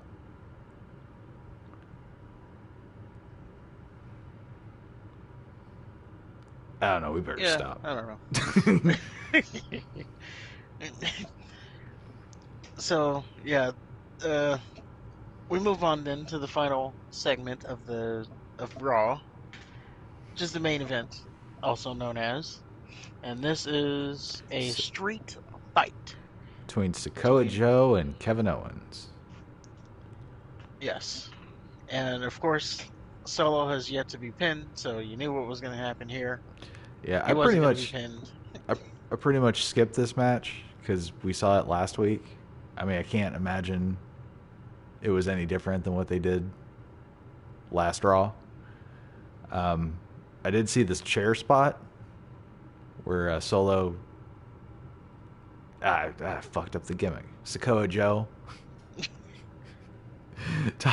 tossed Owens off the top rope onto that row of chairs. Yeah, Yeah, that looked brutal as fuck. I like that they fought their way to the back. That's so refreshing. I can't remember the last time I've seen that. yeah. I mean, it is a street fight. It shouldn't stay in the ring the whole time. Exactly, and obviously like they always take it outside the ring. Like even in normal matches, they'll take it outside the ring, but hardly ever do you see them like actually take it to the back. Yeah, That's great. I also thought it was great that the Usos were waiting to jump Owens. So not only did they go to the back, but they used the back as a place of ambush. yeah. That was pretty much the end of the match. They Yeah. go backstage. The Usos are waiting there. Super kick, dual super kick to Kevin Owens. Now the audio for some reason messed up, so I couldn't tell you what they said. But they said something, and then they drug Kevin Owens back to the entrance. Oh, I'm they sorry, just back said, to the "Come on, ring. Solo." They said, "Come on, Solo, we got him." Something like that. Yeah, and Kevin You Owens didn't pretty miss much anything. Kevin Owens pretty much told you what was going to happen in the match because he's when he said he didn't want any help. Right. Like he pretty much told you he's he was going to get jumped. Right. So And get jumped he did. So they drag him back to the ring. Um, Kevin Owens is on his knees, and the Usos dual super kick him again. And then Sakoa Joe hits him with the Samoan spike for the win. And then there's this nice little moment where Owens is coughing up mucus and shit. yeah, he was really selling that. Yeah. Also, I don't know if you caught the way he like fell from the Samoan spike, but he like it was almost like he got power bombed. Like No, he I missed really that. sold it. Yeah, it was pretty good. I liked it. I And enjoyed that. yep, and then that's how we go off the air for Monday Night Raw That is with the Monday Night Raw. Usos and Owens standing tall. I'm sorry, the Usos and Solo standing tall. And I gotta say, my meter as far as excitement for WrestleMania, it has not changed. In fact, maybe it's a little less. For that match or just in total? Just in total. Like now there's obviously I don't give a shit about Edge and Finn Balor. Like I said, I'll watch the entrances, but I'm not gonna watch the match. Logan Paul and Seth Rollins, okay. Again, no interest. Almost and Lesnar, I we saw that at Clash of the Castle with Strowman. I don't see how it's going to be any different.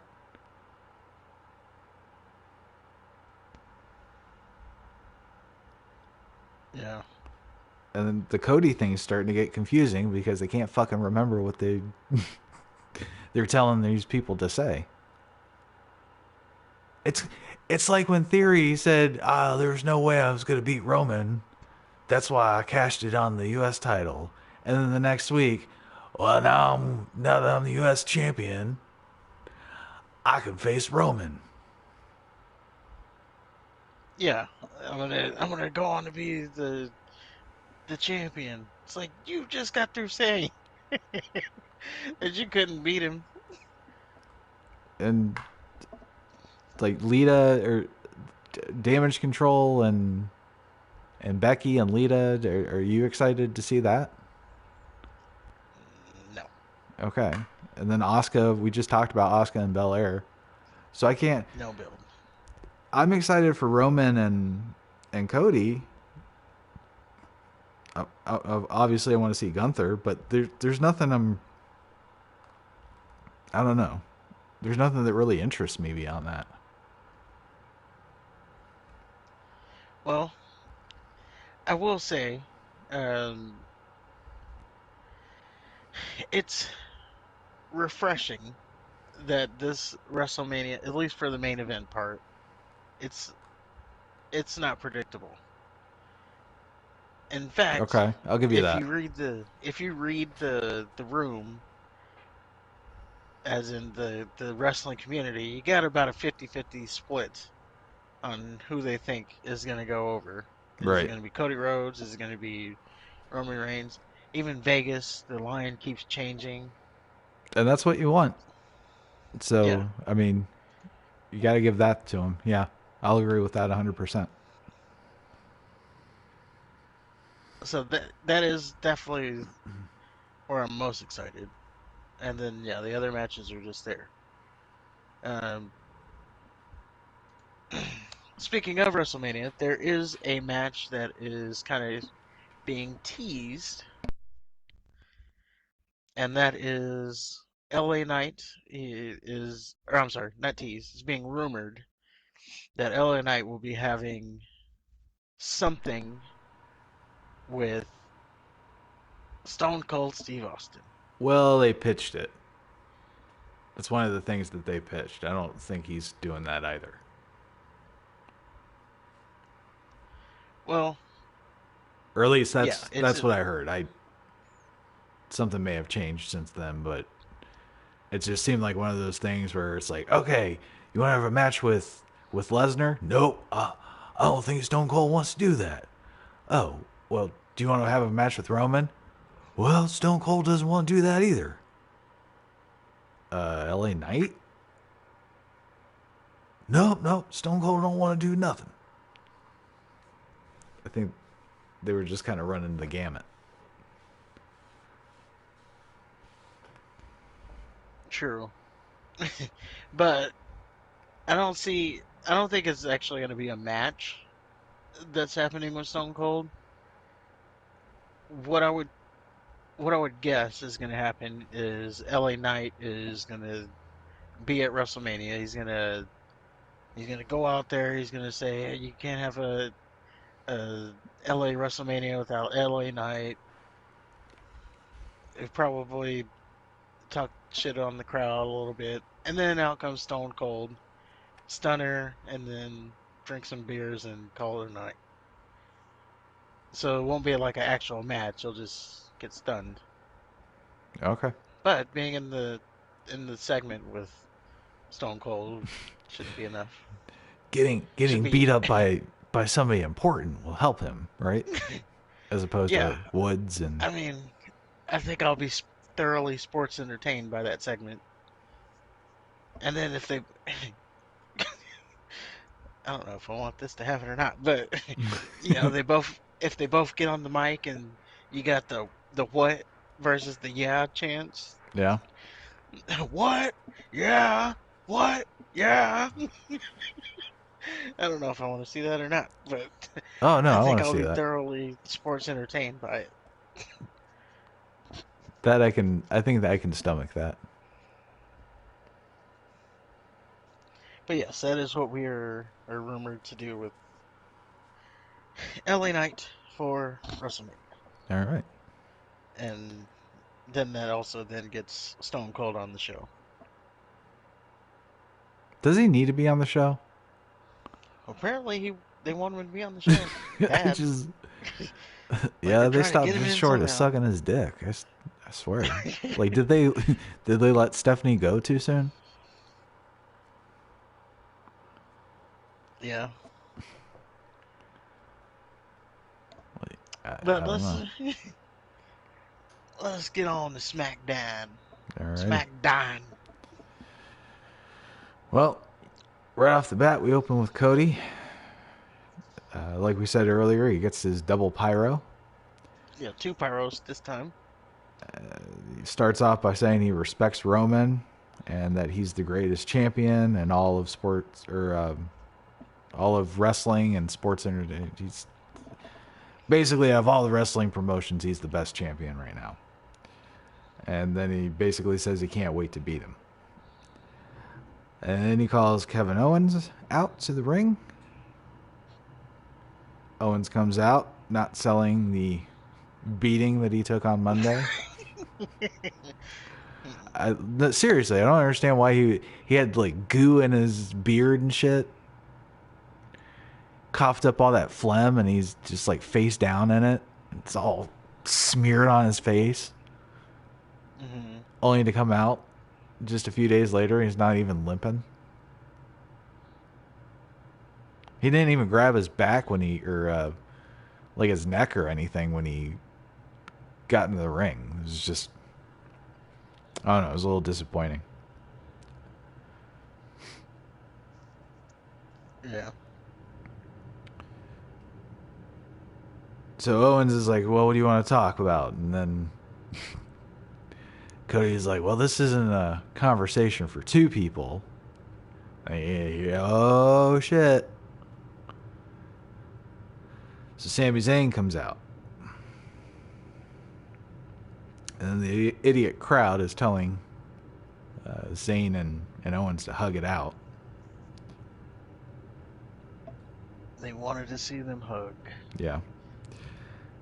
Sami basically says like, hey, we've turned on each other before and made up again. Alluding to the heel face dynamic. And he says, I don't understand what's different this time.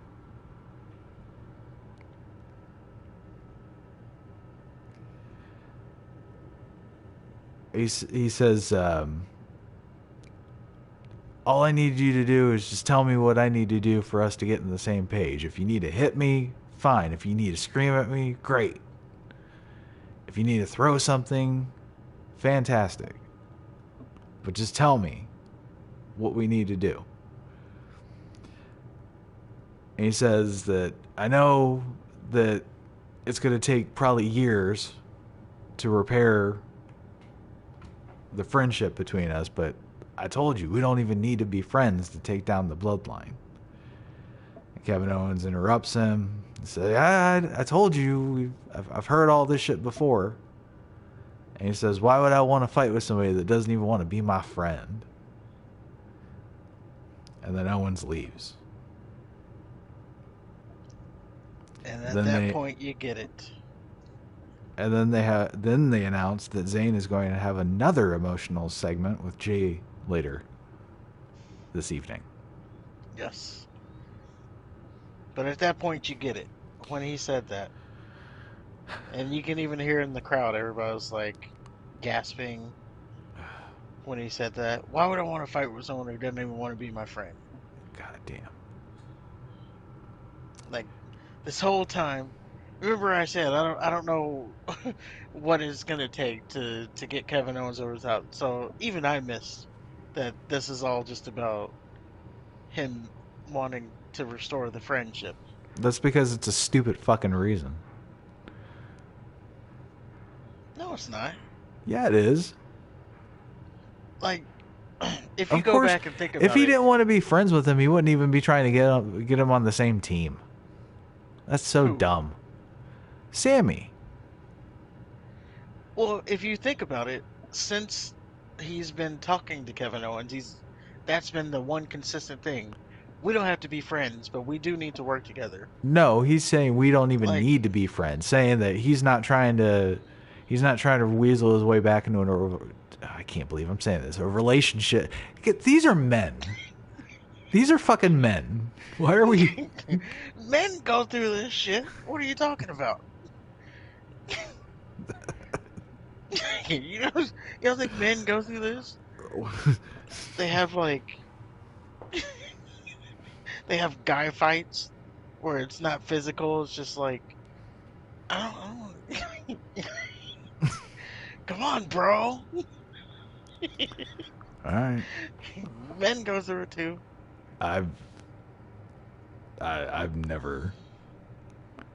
I can't recall a guy fight where I'm saying you don't want to be my friend.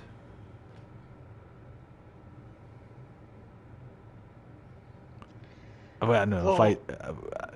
I think the most I get is when I yell at you over Rocket League. well, yeah. With guys, it usually ends in, it gets to fisticuffs. Like, you've seen guys that are like, usually this thing happens over a female, and Yeah, then the female gets in between the two, and then they either have female to. or money or maybe a job or maybe one dude gets the other guy arrested. Boy, that's a little far. No, that's kind of like in role models where Paul Rudd drives the bull up the horse's ass. Yeah. And they both had to do the community service thing. I could see I could see a fight occurring there. But some dude's trying to get you on his team.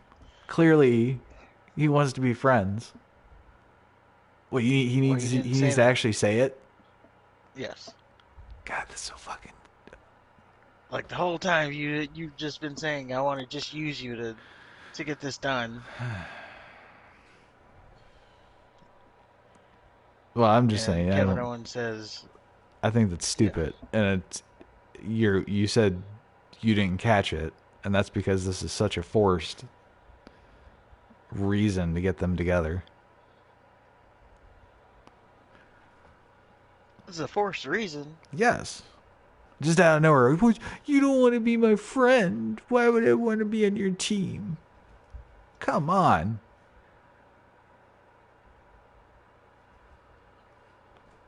That's what was different. It That's he, anyway. That is the most pussified shit I've ever fucking heard in my life.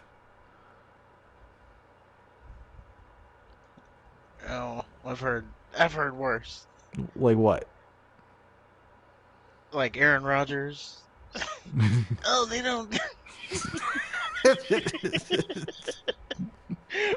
Him and the whole Green Bay thing. Oh, they drafted another quarterback.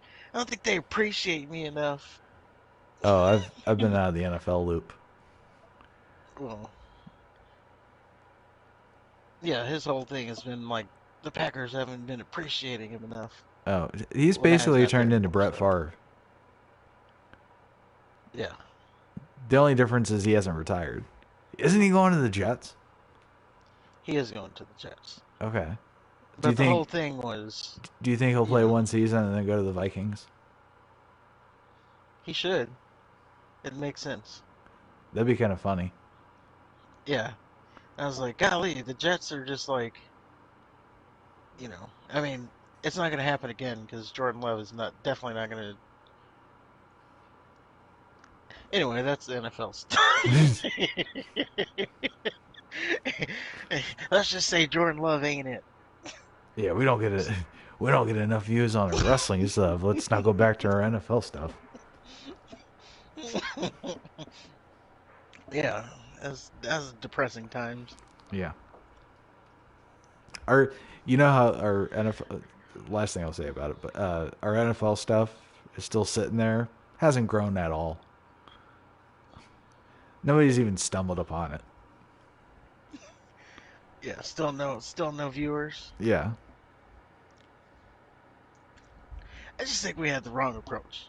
Yeah. We'll come circle back to it at some point, Yeah. or maybe not. We'll see. Um, but yeah, after that segment, there is a new segment between Dominic Mysterio, Rhea Ripley. Whoa. Before that, Kevin Owens is leaving in his green Camaro, and Sami Zayn stops him. Oh yeah, that was after the commercial. And Sami said, "You know what? Don't be on my team. What you said, just, I get it. We're brothers." and we're always gonna be brothers. And you can hate me, but I just want you to know that I love you. And Kevin Owens looks stunned, and then he drives off without a word. Good. Sounds like you're reading a romance novel. I fucking know, isn't it? Oh, good. You keep that energy going. Okay. We then go to Dominic. So we got Judgment Day. Dominic and Raymond and sorry, Dominic and Rhea Ripley. They are facing Legado del Fantasma. That is Santos Escobar and Zelina Vega in a mixed tag team match. Uh, And while you talk as about they're walking out, the Judgment Day and the Ray segment, I'm going to grab a drink. Just letting you know. all right. Fuck Rhea Ripley. So as they're walking out, you have Corey Graves and Michael Cole going back and forth about how much Michael Cole hates Dominic and how much of a loser he is. And Corey Graves said something that I think was kind of a announcement, very nonchalant, but I think it was him officially announcing that Charlotte Flair and Rhea Ripley are set to be the main event of Night One of WrestleMania. He said that Dominic is he's dating a girl that's gonna main event WrestleMania. So I think that was just like them telling you without specifically telling you that's gonna be the main event of night one. Um, I don't know. I don't know what to think about that, but it is what they said, and according to the dirt sheet, it looks like that's pretty much set in stone. Oh, that's better. I felt like I was swallowing sandpaper. We then go into the match. Selena Vega had way more offense than she should have against Rhea Ripley. She did do a tornado DDT that Rhea sold beautifully, but wasn't enough. Of course, Judgment Day wins as they are building towards WrestleMania. And again, Rhea Ripley will be main eventing night one of WrestleMania, so there's no reason that she would be losing. Post match, Dominic he starts to run down Rey Mysterio again, calls him a deadbeat dad. They show Rey on the Titantron, and Rey is making his way out to the ring. As we come back from commercial, Rey Mysterio he gets into the ring. He pretty much tells Dominic why he wouldn't face him. He says that facing Dominic would be the biggest disgrace for him as a father. He there was a moment that he said Dominic has used the Mysterio name to get himself out of trouble. He really wished Dominic was going to be there on stage with him at the Hall of Fame, but he sees he's too late for that. He did tease that he was going to face Dominic. He said, you know, you're just some punk, some spoiled, rotten punk ass kid. And if it were anybody else who called me out, I would beat their ass. But you're my son, so I'm not going to do that. And, Furthering Ray's status as a pussy. well, like I said, I just think they're building towards that moment. Yeah, it's just dumb. The moment should have happened. Especially like the first time that his son's girlfriend tried to assault his wife, that should have been an ass whooping. That should have been Yeah, when it he should have take been it right there. yeah, he should have taken the watch off. Telling you, Ray needs to get the chancla, the slipper. Yeah. Take it to Dominic's ass. Whoop that ass. So I yeah, this Ray just looks like a bitch. And even when he gets to the point where he gets physical with Dominique, it's just he's just gonna look like a victim that's fighting back, and it's just he's still gonna look like he's still gonna look weak.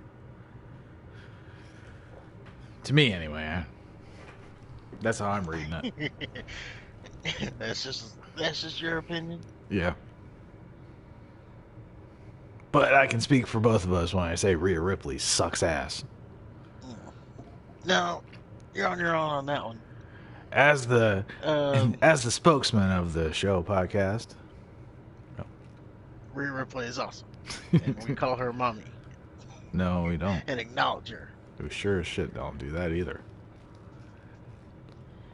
Uh, so then we go to a fatal four-way match, which I didn't exactly get. I don't understand what was happening here. So they they announced that there's going to be a fatal four-way match for both the men and the women, and it's going to be a showcase match at WrestleMania. Oh God. Don't know what that means. Just seems like it's a way to get more people on the card. Why can't they just And have one fatal four-way match and do something? See, they gotta mirror shit, man. well, like I said, it just seems like this was their way of getting more people on the card. And they could do it in a And then the more first creative way than participant. just having the same exact fucking match between just two segments of the roster. It's gonna be Well, boring now. there are But, going to be nothing matches either way. well, okay, fair enough. And then when you saw the first, I knew what this was all about when I saw the first team being Raquel Rodriguez and Liv Morgan, and I said, "There's no way." I said, this is how they get Liv Morgan on the WrestleMania card, because there's no way that they're going to leave her off the card. So this is how they fit her in, Okay. and as you would expect, Raquel Rodriguez and Liv Morgan win this match. Their opponents were Emma Oh, and Tegan Knox, if it mattered. before that, there was a nice little segment where Drew McIntyre was mentally preparing for his match with Sheamus. And then we cut to Sheamus. He's doing the same thing with Mouthpiece McFingerbang and the guy that ended Big E's career.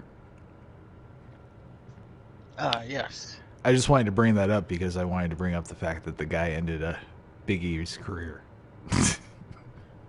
Yes. Ridge Holland. And I guess there's news on both of them if we're going to talk about it. Is there? So, yes, Mr. McFingerbang, as you call him, Yeah. he is apparently getting his name back. So he will be going back to Pete Dunne, or you would still call him the same thing, but the roster name will be different. Well, I The mean, graphic name will be different. if they just change his name because you know they made a big deal about Asuka getting her Kana face paint and okay. So I mean, if they're just gonna change Pete Dunne or Mouthpiece McFingerbane back to Pete Dunne, but they're gonna keep him as Mouthpiece McFingerbang, then that don't mean shit. If he goes back to Pete Dunne from NXT, then we're talking. Yeah, it'd be good to see him actually get some more offense than what he does right now. Yeah. But yes, uh, they have teased that he's getting his, well, the rumor is he's getting his name back. Okay. Um, Ridge Holland, that's the other guy that we need to talk about here. uh, so he took to Twitter, and so we're on a year anniversary since Biggie went out with his neck injury, and Ridge Holland, he took to his Twitter and he said, "Death threats to my family, uh, death threats to me, lobbying for me to lose my job, being called racist. Great stuff. Keep it coming." That's what he said on the anniversary of the Big E thing, alluding to the fact that people are still blaming him and calling him racist because he injured Big E. Didn't Big E injure himself doing that dive thing? No, he did injure Big E for Oh, sure. okay. Uh, he did a belly to belly spot on the outside and Oh. didn't get him over, so Big E just like landed right on his head. Is he ever coming back? Do you know? He's making progress, Okay. but yeah, it happened a year ago, and that's what he decided to put out on his Twitter. I guess, with the year anniversary, it probably ruffled up some feathers again, and people started at it again. Right. I don't get the whole. I mean, I understand the racist thing because it was a black guy and he's white. Yeah. It just so happens that Anytime there's a conflict between a black and a white man, of course it's racism. Can't just be yeah. two men hate each other, or Well, there's not even that. well, Like, that's one, or shit happens in this case. yeah, you mean in a physical sport, one person injured the other accidentally. He didn't even do it on purpose. But just because the other guy was a different color, now it's a racial thing. Like, I remember uh, they said something on South Park that it's like, oh, if you're gonna fight someone, you better damn make sure they're the same color as you. Yeah. It's like that. It's like people are calling racist just because he happened to have been black. Yep. And then, of course, yeah, the death threats. So that, excuse me, that is what is happening with the brawling brutes.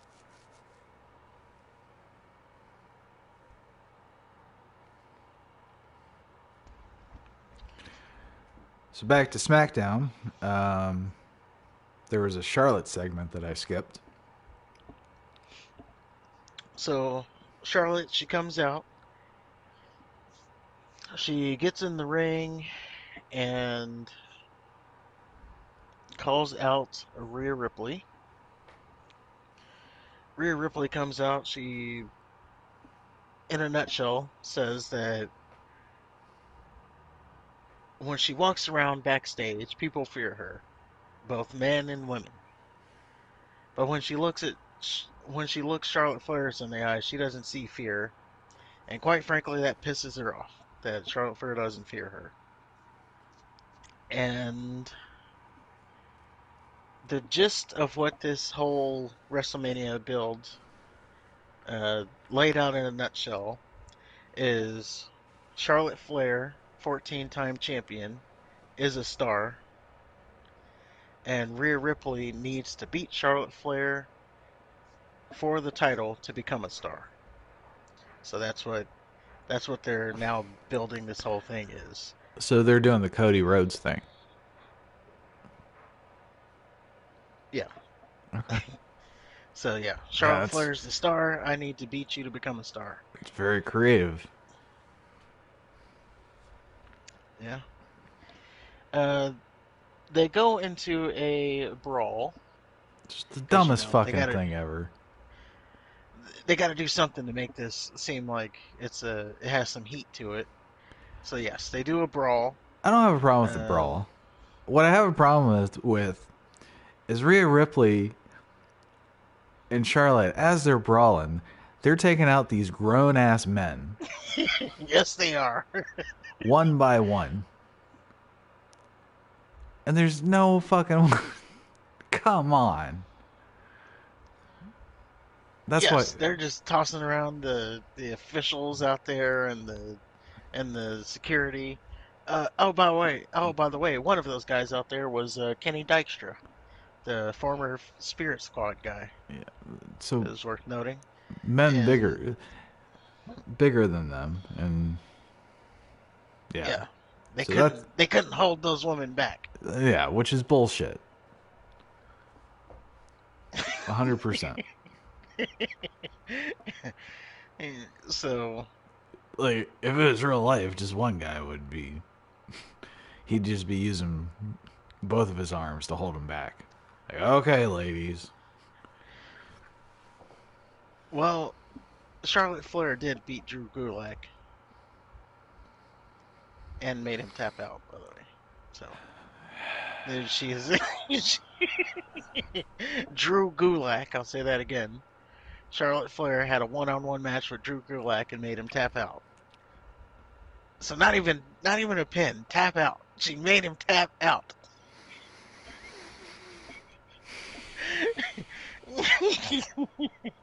he said, he said, "You're too much of a man for me."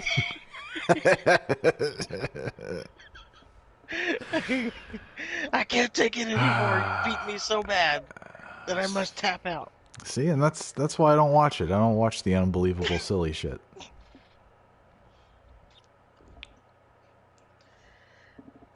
Yeah, people.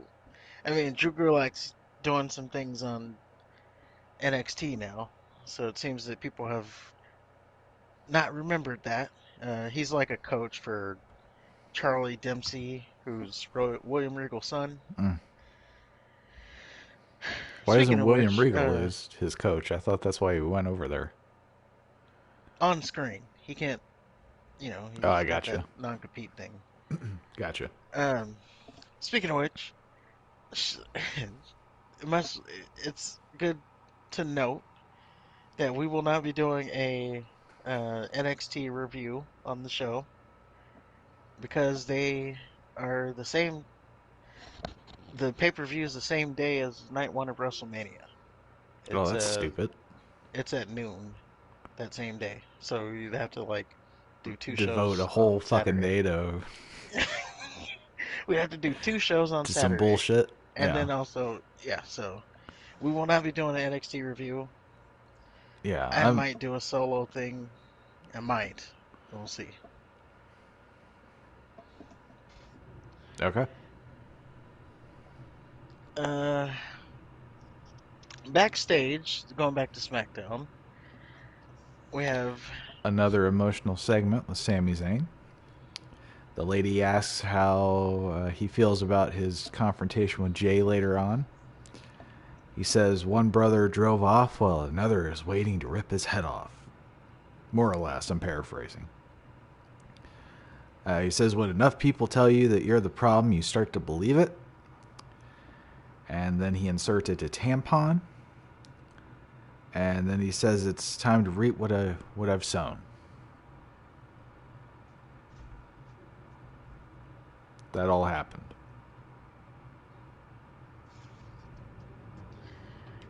and then we move on to LA Knight, unfortunately. We've already talked about this. Yeah. Um, LA Knight versus Woods. The whole reason this match happened is Woods and Madcap Moss are playing video games, and LA Knight makes fun of them for it.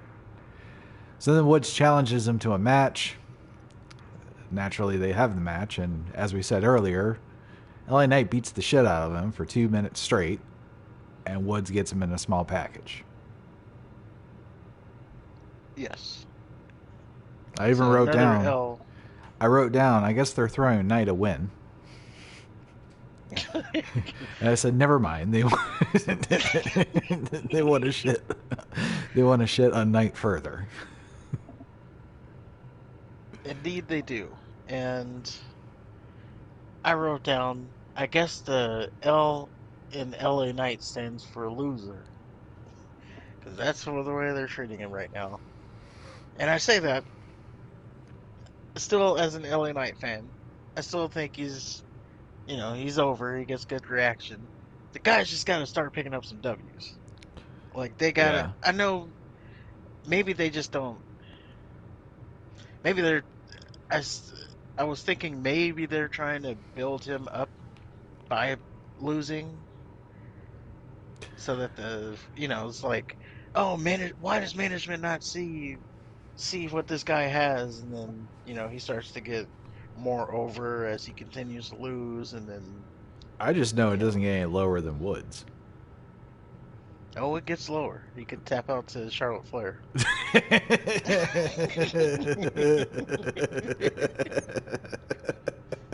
and Okay. if he does do that, then yeah, Fair enough. I have to burn all my LA Knight gear, which I don't have, so I have to buy some and then burn them. So, anything else on Woods and Knight? No, I think we said enough about that. All right. Um, then we get a Great Muta announcement for the Hall of Fame. I don't really remember him aside from how WCW kind of treated him, which was he was almost like a joke or an afterthought. I remember he was in the NWO and he had the NWO face paint. And I remember he did the mist, but he wasn't really a factor in the promotions that I watched, or at least from what I remember. Um, so I more remember him like early WCW. So he would have he'd have matches with like Ric Flair and California Sting or Okay. Surfer Boy Sting, I guess what they called him. Uh, I always liked like his elbow drop thing that he used to do, where he'd like swing the leg over and it's like a snap elbow drop. And then he'd always do like the Shining Wizard, and then I would say, now maybe it's wrong, but I would say he's the one who brought the whole Mist thing to the States. Like, I don't remember anybody doing it before him. Probably. Like, I would say, yeah, if it was me, I'm saying he's the one who popularized the Mist. It just, like, the Oscar Mist, At the very least, modern for the modern fans. yeah. And Because then as I I thought don't know about the if Mist, like the Great Kabuki used it. see, I don't remember him. He was yeah, he's old school. Yeah. So, just from my time, he was the first one that I saw using the Mist. And then I thought, well, where's Conan saying, you know, oh, only Japanese people should be using the mist when anybody other than a Japanese person is using mist? Right. Like, he wants to talk about only Mexicans can do the frog splash. Or is he talking about when people are doing the mist? Oh yeah, Tajiri. It's Tajiri. Oh yeah, Great Did he Kabuki. miss? Yeah. Oh yeah, Yeah, the Great but yeah, I just Kabuki remember he he missed it. did miss. I don't know if he was before Muda though. Oh, there's a Kendo Nagasaki too. Okay, let's do this. Keep going. Let me research. You're researching the origin of the mist. Yeah. I'm just saying he's the first one I recognize to do it. So yeah, I see what That you're could be saying. off, but I'm curious. This is for me.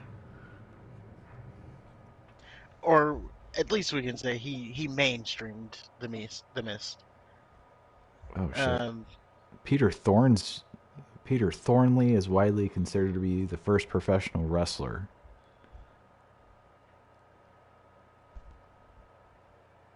It was popularized by the Great Kabuki in the early 80s. Huh. We're learning, folks. there you go. I guess I'll have to find out more about the Great Kabuki, as I'm not familiar with him. But there you go. He was The kind of weird. the Great Muda is in the Hall of Fame. Now, remember last week I said I could have sworn there was a graphic for some lady. Hmm. To circle back on that, that was Stacy Keebler who I saw, and apparently it was just a rumor, and it's still a rumor that she's going to be inducted into the Hall of Fame. Okay. For what? I couldn't tell you because, I mean, just because her legs, her legs are being inducted. Well, I mean, if anybody's legs would be inducted. Yeah, Okay, she so did have that going for her. Kendo Nagasaki is the first guy to use mist, I and that don't was know who that Peter is either. Thornley, and he was British. Oh, there you go. Boy, And was I off. I don't even know who that guy is. yeah, he debuted in the '60s. Oh, well, there you go. Would have never gotten that. Yeah. All right. So, uh, we go to a backstage segment. LA Knight, He's walking he, back from his loss to Woods, and some lady wants to speak to him. And he does the "let me talk to you," but then he sees Rey Mysterio just minding his own business, signing autographs. So then he walks over to yes. Ray and he tells Ray that if he won't fight his goofy son, I will. He then says he'll call himself L.A. Mysterio and he could be a deadbeat dad too. And he goes for a high five and Ray goes for the high five too, but instead of connecting, he hits him with a right hand. And then Ray says some Spanish, and then Elliot Knight looks shocked. What I liked about this, and I just started bursting out laughing, is LA Knight just lost a match. Yeah. So he just And lost he's a obviously match. about to lose again. Yeah, he just lost a match, and instead of licking his wounds, he starts talking shit to the first person that he sees to get into another match. That Yeah. like you said, he's gonna lose.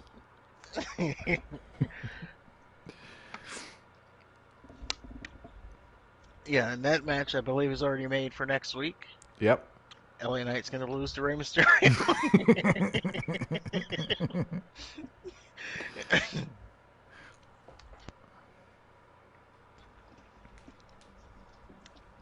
After that segment, we go to our main event match wise, which is Drew McIntyre versus Sheamus.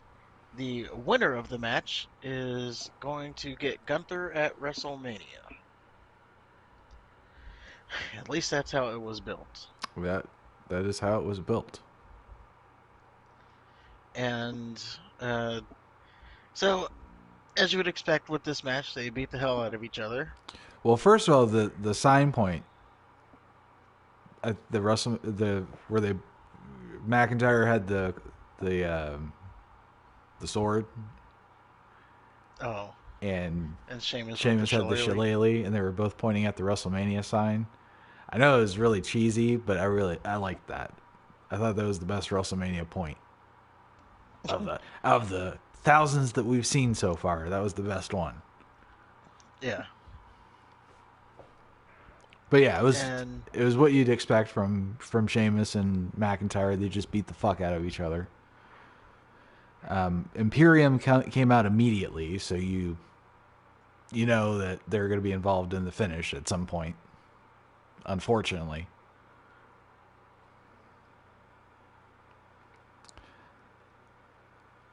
at some point Gunther got on commentary, which was fantastic. It was almost everything was almost worth it for Gunther on commentary. He didn't say much, but Wade Barrett he wants to have a word with Gunther. He tries to get his attention, and Kaiser plays interference. Finally, Gunther comes over. He goes, "What do you want?" And he asked about how he would feel fighting Sheamus at WrestleMania, and he goes, "Oh, I will do the best I can and represent the Intercontinental Championship and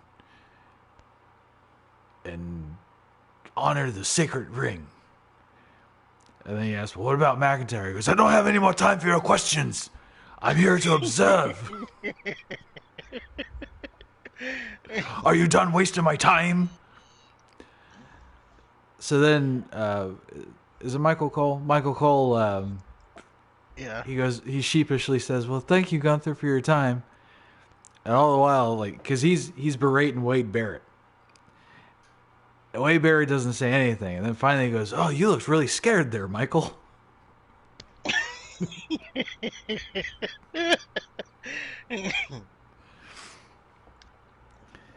I unfortunately missed that part. Oh I mean, man. I saw him going to the commentary table, but there Well then, was fuck. You need to. ruckus. There was there was noise, so I couldn't hear what they were saying. Yeah, you need to go back and watch it because I didn't do it justice. It's fucking hilarious. I love how, I love how Gunther's just an asshole. Yeah, it's like He's approach with caution kind of guy. yeah, he knows he's the best, or he's a super athlete or whatever, and he just doesn't have time for people that aren't even remotely close to his level. Everybody else just bores him. Yeah, We learned that Sheamus also has tremendous core strength. Drew McIntyre is usually the one with tremendous core strength, but Sheamus has stepped up his game to having tremendous core strength. I want to slip my wrists.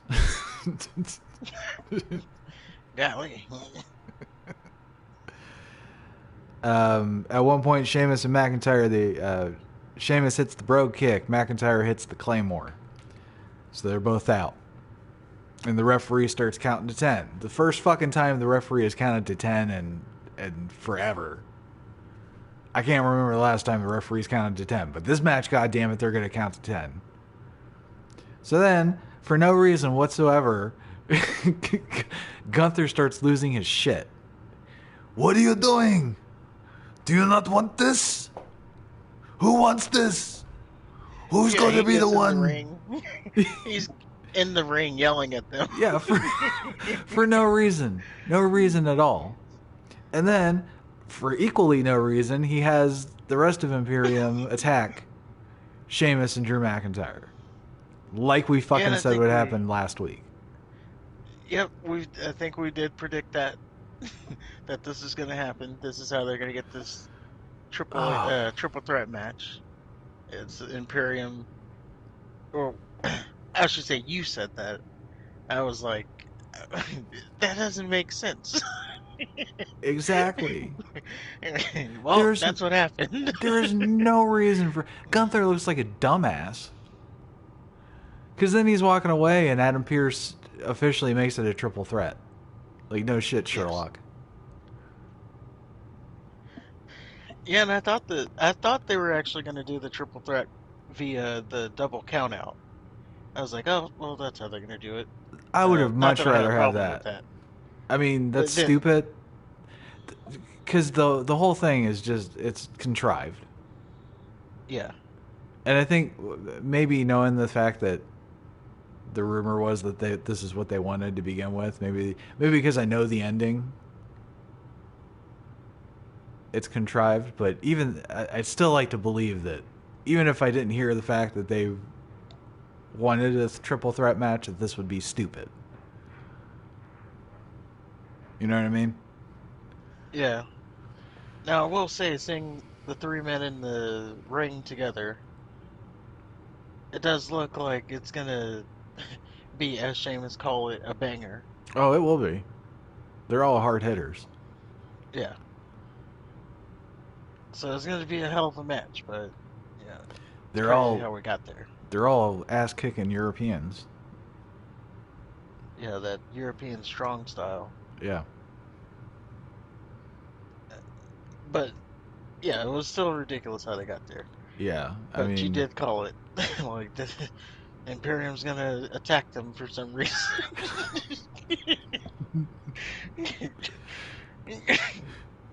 No sense whatsoever. But I did think it was funny how he was like in the ring yelling at them, "Get up!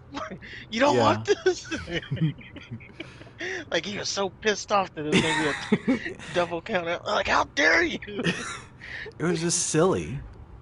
Because think about it though, all he says is he respects the ring and how it's a sacred sport and stuff. So what business is it of his to interrupt like that? I don't get that. That just seems counterintuitive to his character. Well, I mean, it was no DQ. Was it? Wait, sorry, no, it wasn't. Oh, It was. It was not because it was a one-on-one match. For some right. reason, I And thought it was a triple threat Imperium. match because he was in there. No, no. He just made it a triple threat match because I don't know. This Gunther hasn't looked worse or as bad since he ran away from Braun Strowman. Well, I take this over the running from Braun Strowman. I don't know, man. I think he still looks. I Like think you can chalk this up to he just lost his temper because they were, you know, like the people who get in a fight with someone and then they're pissed off because the other guy gets knocked out too early. Like they wanted more of a fight. yeah. It's like like Tuco when he knocked that dude out and killed him, and he's like, "You fucking bitch, you can't take a punch." Like he was pissed off because he not because like he should have been sad that he was dead, but he's pissed off because you can't. He wanted more. Well, I just think the whole thing is just, ugh, it's frustrating. I don't know if you're gonna plan the end result so far in advance. Why can't you plan the build just as far in advance?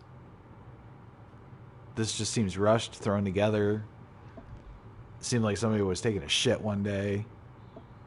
And, oh, okay, well, let's have Gunther just come in for no reason. Yeah, they thought of the. They knew the destination. They just didn't figure out how they could get there Yeah, logically. it's frustrating. I mean, I'm gonna watch the match, obviously, but I ain't happy about it. There's all the possibilities that we've heard and talked about, and this is what we're getting. It's just so fucking disappointing. Gunther deserves better.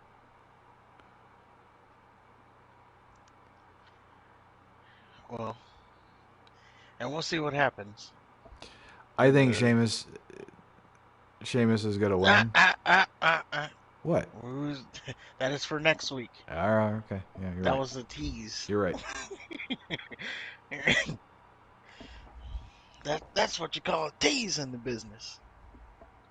And yeah, find out next week what we pick. Even though you kind of already gave it away, but maybe I talked over you enough where it's still a mystery.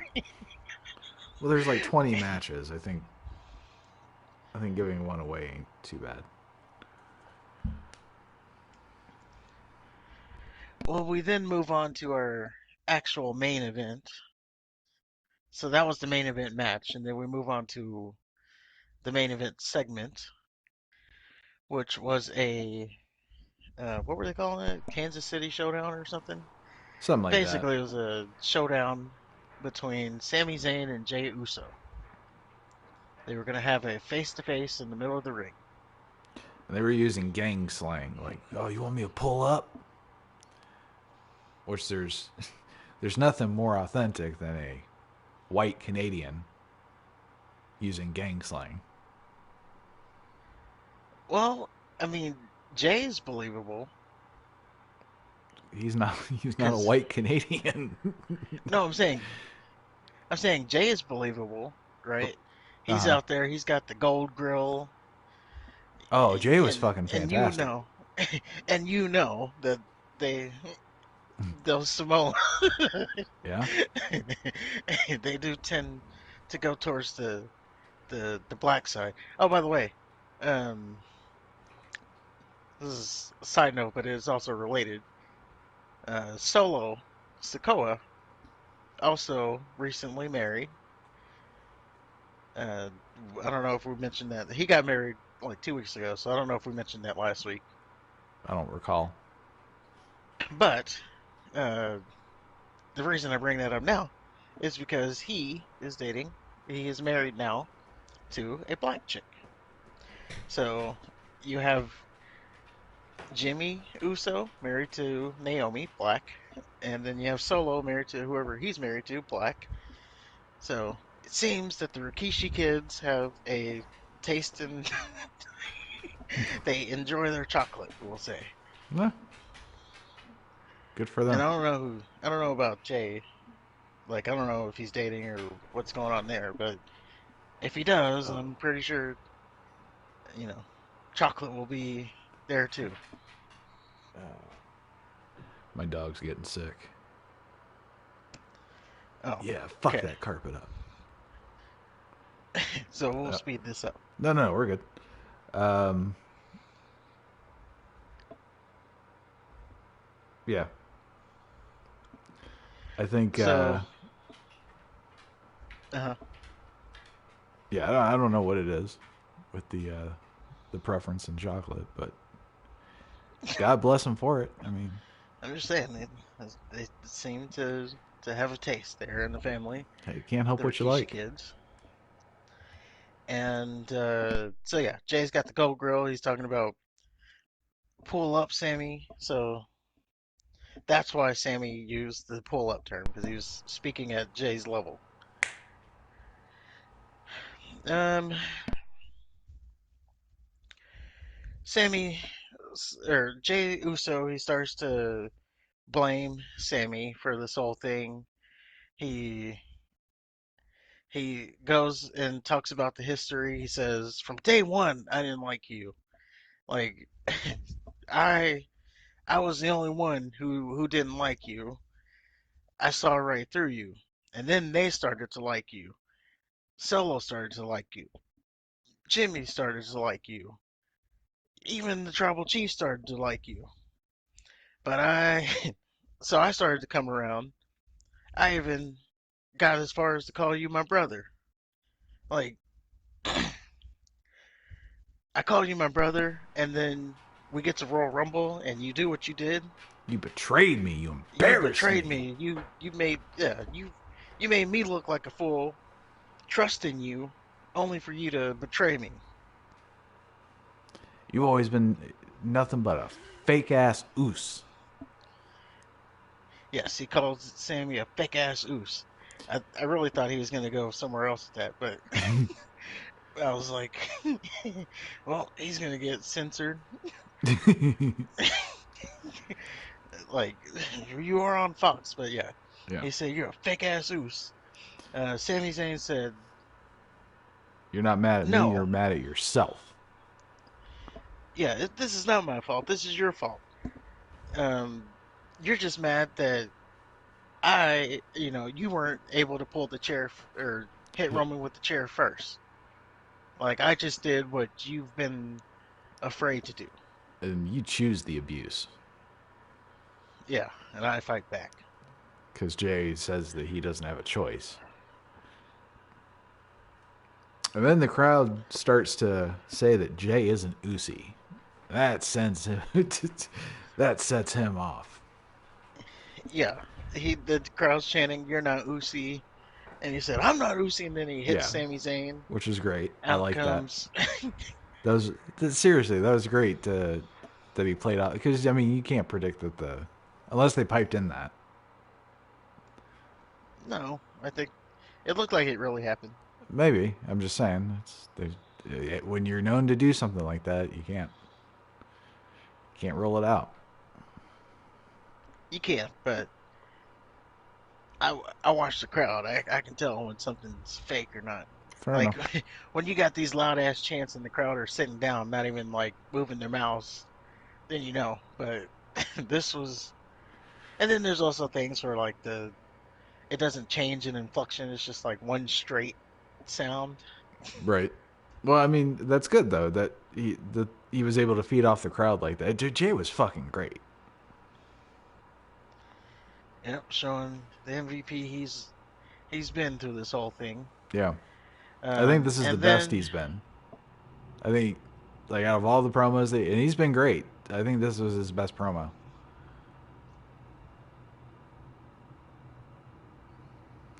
So Yep. he ducks Sammy, and then they get into a scuffle. Sammy starts getting the upper hand, so then out comes Jimmy. And of course, they start to beat up Sammy. And then you hear Kevin Owens music. And Kevin Owens music keeps playing. Usos are waiting. Kevin Owens comes in from the other side of the ring, and he takes out both Usos.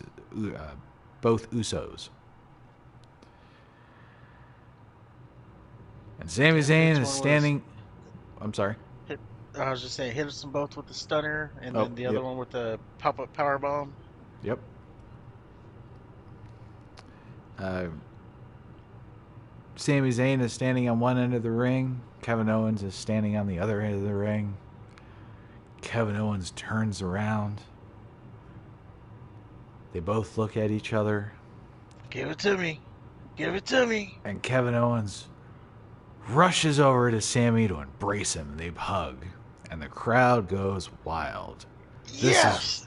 this is what we've been waiting for weeks, Yes. for months, Yes. for a whole year. Yes. Imagine if someone heard someone not not listening to the podcast. Imagine had they heard that whole thing.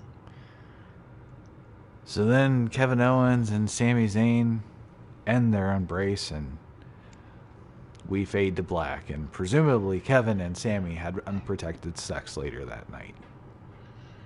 Oh, you missed something. What I miss? They flashed to Cody Rhodes Oh, watching it right, on right. TV with a approving smile on his face.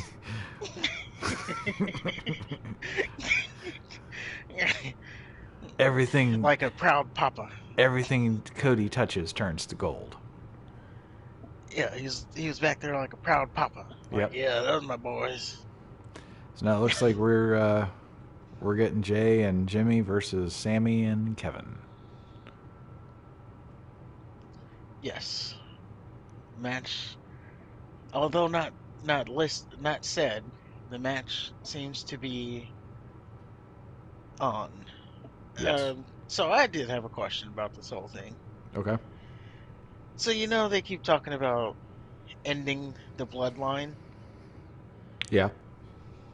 My question is, what exactly does that mean?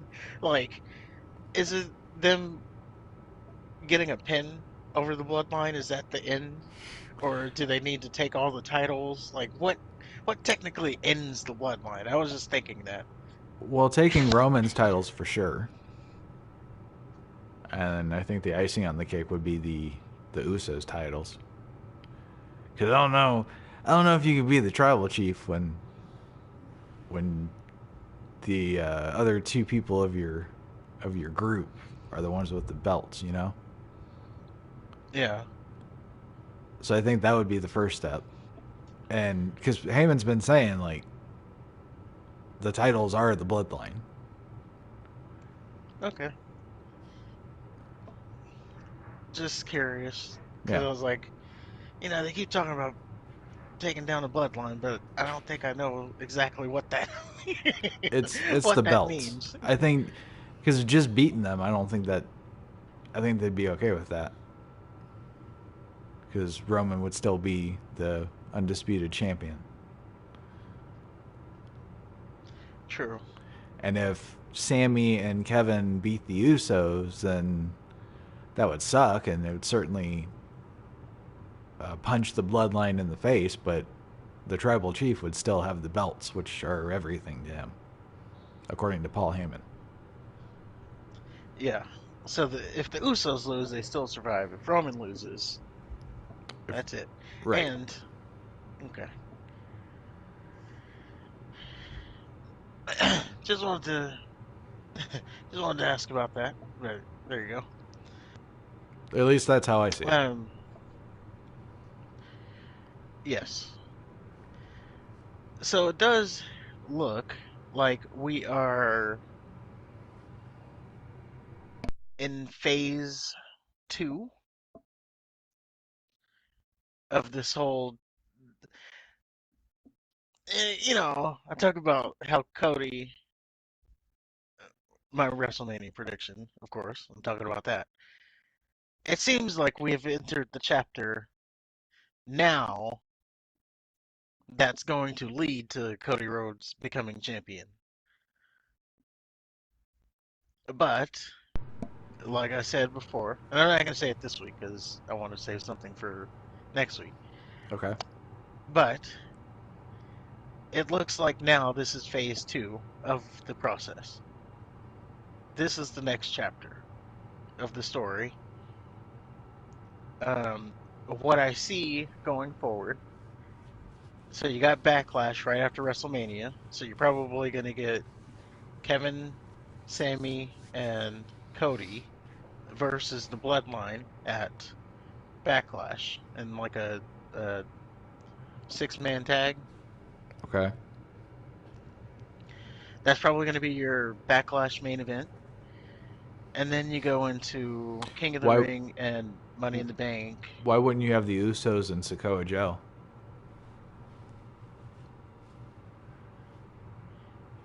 because Cody's feuding with Roman, essentially. Well, he won't after WrestleMania. Well, like I said, I'm not going to say it this week. I'm Okay. going to save it to next week. Okay. But let's just say, and and even if he does win, he'd still be feuding with Roman, because then Roman's going to want to get revenge on it. But Well, so you get, I was going off your theory that he's going to be done for a while. well, if he is done, then yeah, Solo would be the person to step in. But I think as a main event of a pay-per-view, I don't think that's a main event of a Raw, not a main event of a pay-per-view, unfortunately. Um, Wait, but Sokoa Joe's undefeated. Why would you say that? He hasn't been pinned or submitted. he is, but he's not Roman Reigns. Oh, but he's undefeated though. He's still not Roman Reigns. All right. Uh, You know he hasn't as a been matter of fact, submitted. they should be bringing in a fourth member. I don't know who would make sense as the fourth member, but the fourth member to then be the counter to uh, Solo. We kind of did talk about that. Maybe it's Riddle or something. I don't know, but they do need to bring in someone that's gonna be the counter to Solo, so you have four versus four, and then you can maybe even make it an eight-man tag. But as I say it now, it'll be 3v3 at Backlash, and then you go Money in the Bank. So you don't need Roman for Money in the Bank. You don't need Roman for King of the Ring. And then now you're at SummerSlam after those pay-per-views, and then that's there you go. That's where it makes sense. So this is chapter two. You go through those pay-per-views, and then you can enter the final chapter of the next chapter, the end of the bloodline, the start of the Cody thing. Cody said it was the final chapter. But there's no middle chapter. What's the middle chapter? Getting hurt? That's not a middle chapter. What are you talking about? He said it was the final chapter, Mm-hmm. but it's not. This is this is chapter two. No, he Maybe he left. did say it. He Of left, course he's. rebuilt himself, came back, got injured for a whole year, had rehab, came back, won the Royal Rumble, is in the main event at WrestleMania. The final chapter of that story is Roman Reigns, according to Cody.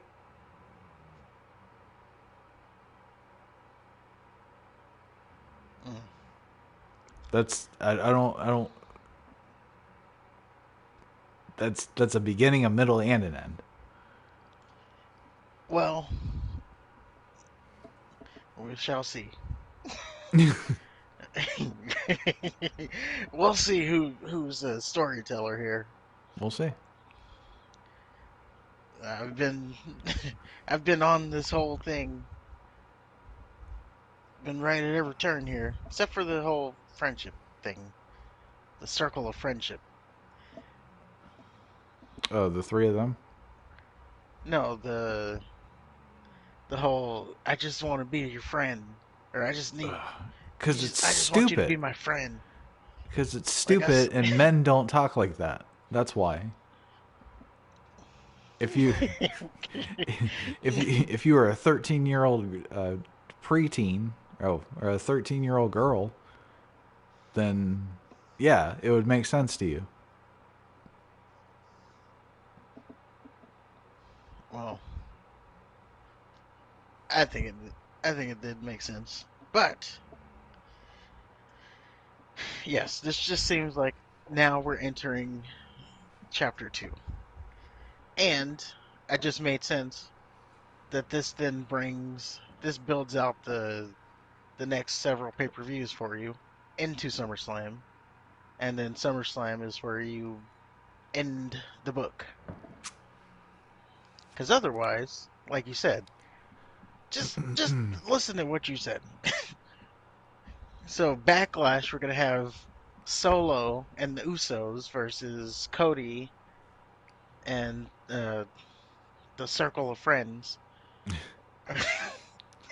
That again, that sounds like a main event of Raw, not a main event of a pay-per-view, unless you don't want people to watch a pay-per-view. Well, And in that case, if I mean, if we're doing the fantasy thing, or I don't know, because I would have Cody do some, or I would be focusing Cody on other things. for Backlash, Cody, Cody would be winning decisively until SummerSlam, and that's when he would lose to Gunther. well, you gotta remember though, Backlash is like 2 weeks after WrestleMania, That's fine. so you don't have time to start something new. I'm not saying start something new. You're building you're building up um,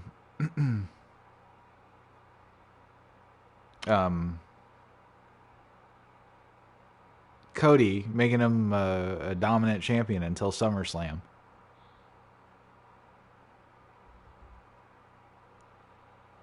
And then what? And then the SummerSlam match that will be with Gunther. Oh, and then he runs through Gunther. Nope.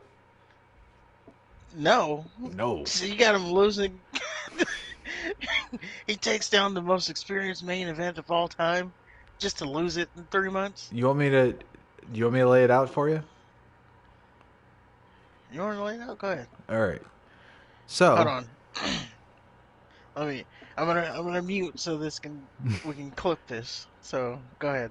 no. I don't want you to. I want you to your feedback, and I want you to be a part of this. I know, but we gotta get the clip segment.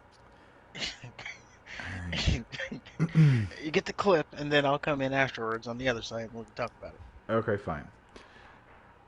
So this is if I were calling the shots, right? So Cody beats Roman at WrestleMania. And then what I would do, like I said, is that for my main event for SummerSlam would be to get to Gunther and Cody. Hold on, let me try that again.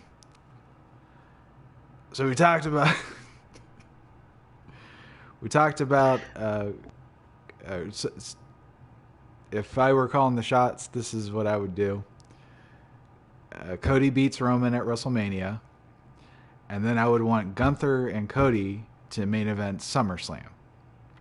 That way, there would be enough time to build both of them as like you. I would want Cody to be like the type of champion that Cena was, where he wasn't like squashing everybody. I mean, sometimes he would, but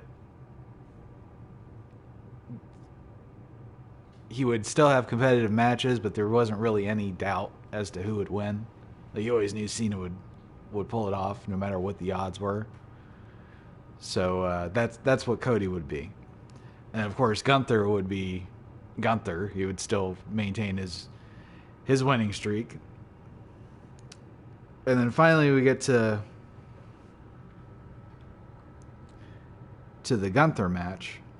Gunther would do promos like how he's going to crush Cody, how he's unstoppable. Of course, Cody would do promos like, well, you're not the first guy to say he's going to beat me. And then once we get to the match, the bell rings.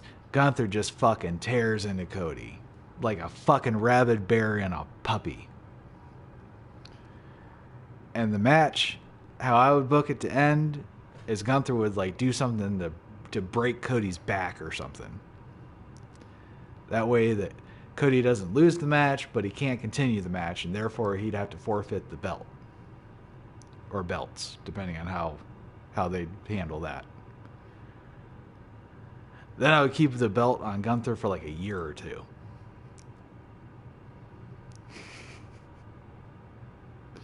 And throughout Gunther's reign, I'd have just sporadic little clips of Cody, like in rehab.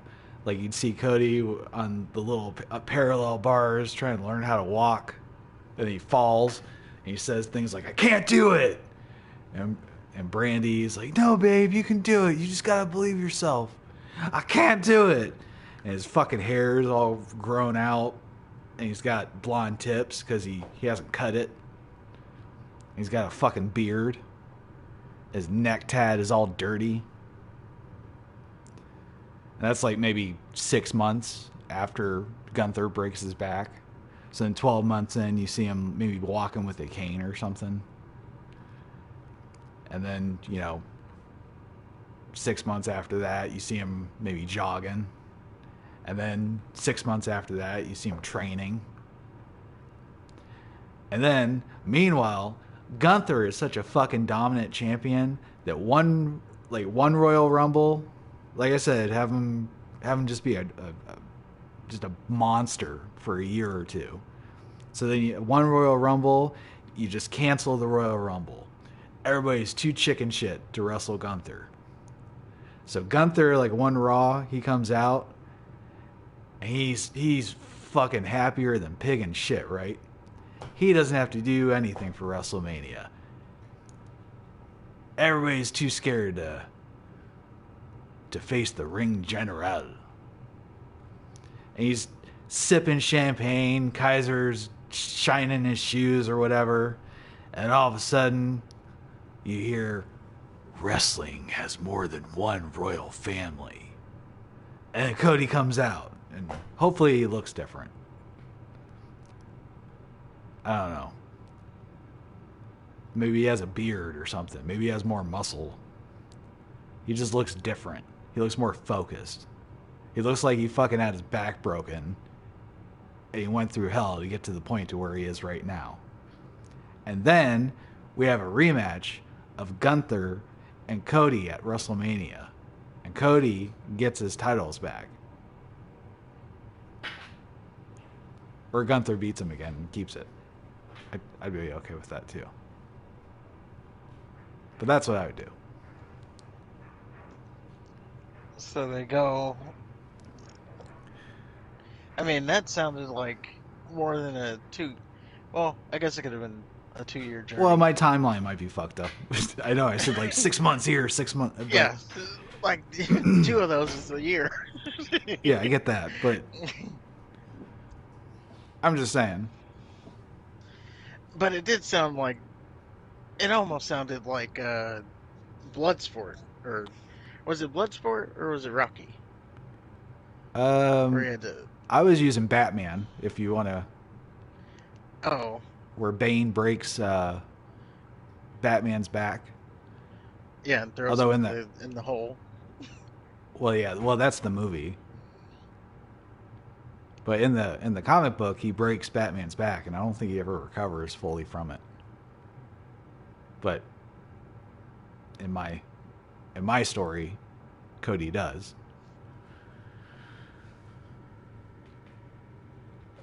And then, yeah. Well, that is one way to go about it. Like, I'm It borrowing from a is. couple things. I'm borrowing from the Dragon, the Bruce Lee story. I'm borrowing from the match with Cena and Lesnar.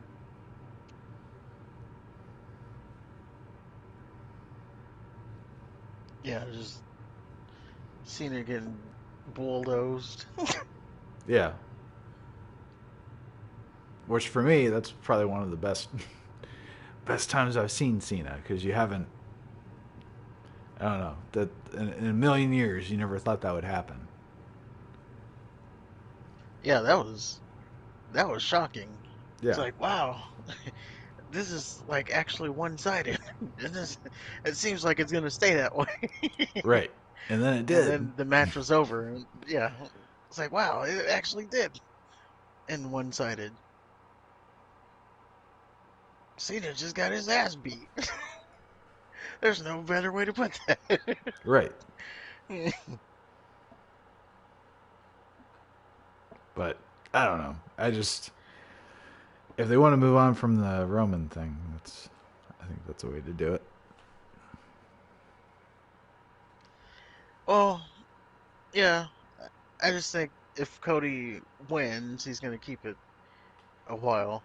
Um, I don't know how Yeah, a they while would get be the. SummerSlam. That's only like 3 months. You've done all this to build him as the next guy. To lose it in 3 months. I Yeah, don't think that's that's the. the next story. Not every, not everybody can have the belt for years. Only Gunther. Not years, but Triple H is about long reigns. As you see, Gunther has held it for 300, almost 300 days. Uh, Roman, his reign. Didn't he have the belt before Vince left though? Yeah, but he So I still mean, has it. Yeah, okay, some of it was Vince, but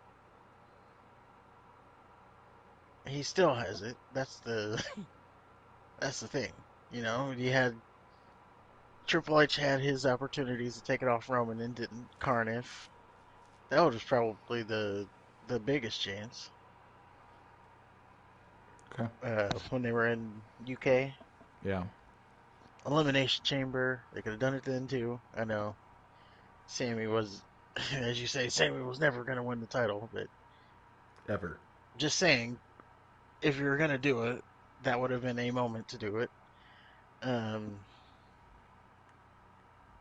Even like last year's WrestleMania when he was, or the WrestleMania with Edge and Daniel Bryan, you could have put it on Edge and Oh, are we talking ended about it that Roman or way. Gunther? Talking about Roman. Oh, I thought we were talking about Gunther. Well, really, what we're talking about is Cody. If he gets, if he gets the title, I don't think his run ends in 3 months.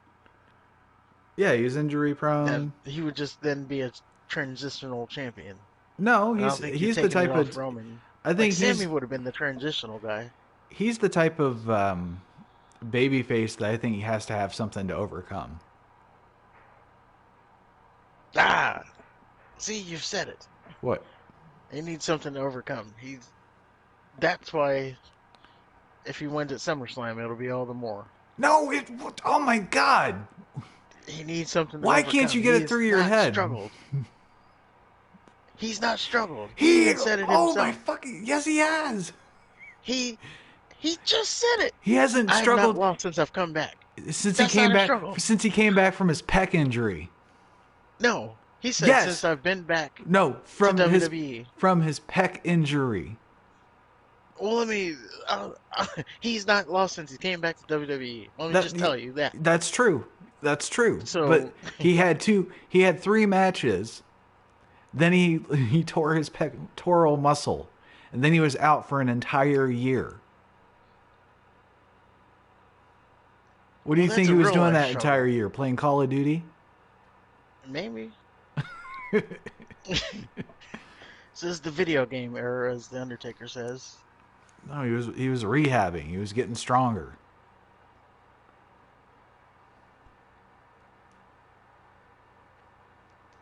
He's overcome plenty. And And and he's the first Rhodes to main event WrestleMania. He'll thank you. probably I be was the. about to say that too. Uh, I was about to say that too. And he's the first Rose to ever main event WrestleMania. He is the first guy. Like they don't know what this is. He's in the deep water now. He's in no his dad's never been there. No one can tell him. No one can prepare him for what he's about to go through because no one's been there. So that main event experience, he's gonna he's gonna it might be what holds him back. Said he doesn't have that main event experience, and he's facing a guy. It's like, like uh, I don't know. You have like a guy first year in the playoffs. They usually lose, but and then he's going against like Tom Brady, and then Tom Brady just eats him. well, Like you got this main event experience that is a thing. You got to get the experience. I know this is wrestling, so it's a little bit different than a real sport. You he know, he I has mean, he has main it's event a real sport, experience but though. not on this level. This might be the biggest stage of them all, but he has main event experience. I dare say though the all out pay per Like, views. I don't know. well, I don't know about WrestleMania, but they would compete with just about any other WWE pay per view. like Roman said, have you ever even competed for one of these titles? One of those You know, specific you haven't title, even competed one for of one of those these. specific titles, no, but he has main evented uh, at the top of other companies. Well, we're not we're not talking about the summer league here. We're talking about the main. We're not talking about the XFL. Okay, we're talking about the NFL. Like, yeah, you played in the XFL playoffs. This is the NFL playoffs. Mm. This is a different thing. This is a different league. Well, if it, He hate me. well, the WWE is Cirque du Soleil. It's not anything like the NFL. The other places that Cody It's. was at would be more like the NFL, and WWE is Cirque du Soleil. I mean, I'm meaning it in the sense of it's the biggest stage that you can get on, and that's you can't even refute that. It's just the biggest stage.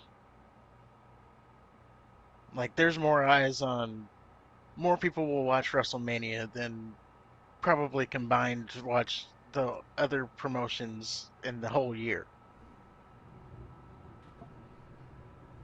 Probably, yeah. So Well, that unfortunately that's the other promotion's fault it is. because they had it in the palm of their hand, man, multiple times. Yeah. And then Vince leaves, and it damages the company. And then he comes back, and it damages the company. And they just can't capitalize. You got one promotion killing their wrestlers, literally, and literally in storyline, not literally killing. Anyway, Yeah. One promotion only booking to the hardcore neckbeard fans.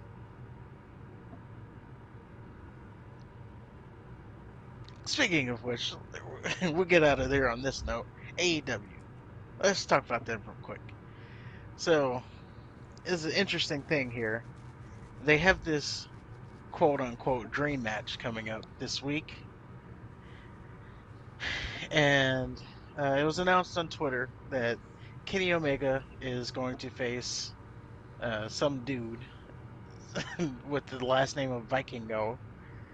Uh, apparently he's some kind of sensation that only the deepest rooted fan that's staying up at like 3 in the morning in their underwear, sitting at their computer screen, would know as they're watching clips or they're watching, the all the promotions out there. And they got this guy coming in to face Kenny Omega. Where's he from? I don't even know. Oh, I would say he's from like AAA or something, okay. but his name is Vikingo, and it sparked a good conversation, at least online. Booking for your super hardcore fans versus booking for the casual fan. And it seems that AEW is really, really steering in the direction of booking for the hardcore fan. And this match is like one of them. And why I say that is because there's no story behind this whole dream match, put it in quotes again. It's just this guy's coming in because this guy's coming in because it's going to be an awesome match. That's all you need to know about it. I don't watch So a it's a whole lot of AEW, but it to me, just outside looking in, it seems like it's exactly the same as WWE, just no talking or very little talking. uh yeah, pretty much it's WWE with no story. Yeah. Like they have promos where they just And that's talk shit okay. and don't do anything, but there's no like I don't know. There's Well, it's nothing really okay to bite your to teeth into. yeah. I mean, WWE seems to have, it nailed down, so it's okay to just be some sort of a WWE. Well, Now they overdo it. you want to have something different so that you can call yourself, you know, if I want to watch if I get the exact same thing on this show, why don't I just watch the big league, right? Right. So I guess you want to have something different. The difference being the talent, but shit like this is not how you win ratings. It's not how you catch up to WWE. So I officially would say that AEW is not competition for WWE, Oh and yeah. nor will like things will have to change before they can call themselves competition. Right now, they're just two different wrestling promotions. That's just where it is. Like I know the fans want it to be a competition. Tony Khan thinks they're competition, but they're not. They're playing two different games. One's playing chess, one's playing checkers. Remember when I was calling them TNA 2.0 and you called me crazy? Well, I still haven't seen TNA, so I still can't get that comparison. But what I can tell you is they still have the money backing them. So did So they're TNA gonna to a point. they're gonna be around. I'm just saying, Until that Jacksonville owner decides he doesn't want to fund his son's pet project anymore. well, Because how much I mean how much could they possibly be making? they're not making anything. Exactly. You hear about all the big contracts that they sign, and then for nobodies. Like Christian talks about his big ass contract with who the fuck did he feud with? Jungle Boy. Yeah. So I mean, that was part of the fucking feud. I don't think Christian was a big contract. He was talking about how he had a big ass contract. Oh, I don't know. I don't think it was a big contract, but you can bring people like that in. And then how much do you think I'm that? saying there's no. How much do you think they're overpaying Soraya? And remember, they're talking about bringing her fucking brother in. Good thing they didn't jump on that Her gun. brother. He has a Yeah, brother. She has a brother, yeah, and he wrestles. yeah. Their whole family Oh, wrestles. oh, My wrestling family. It's it's not just the name of the movie. It's real life.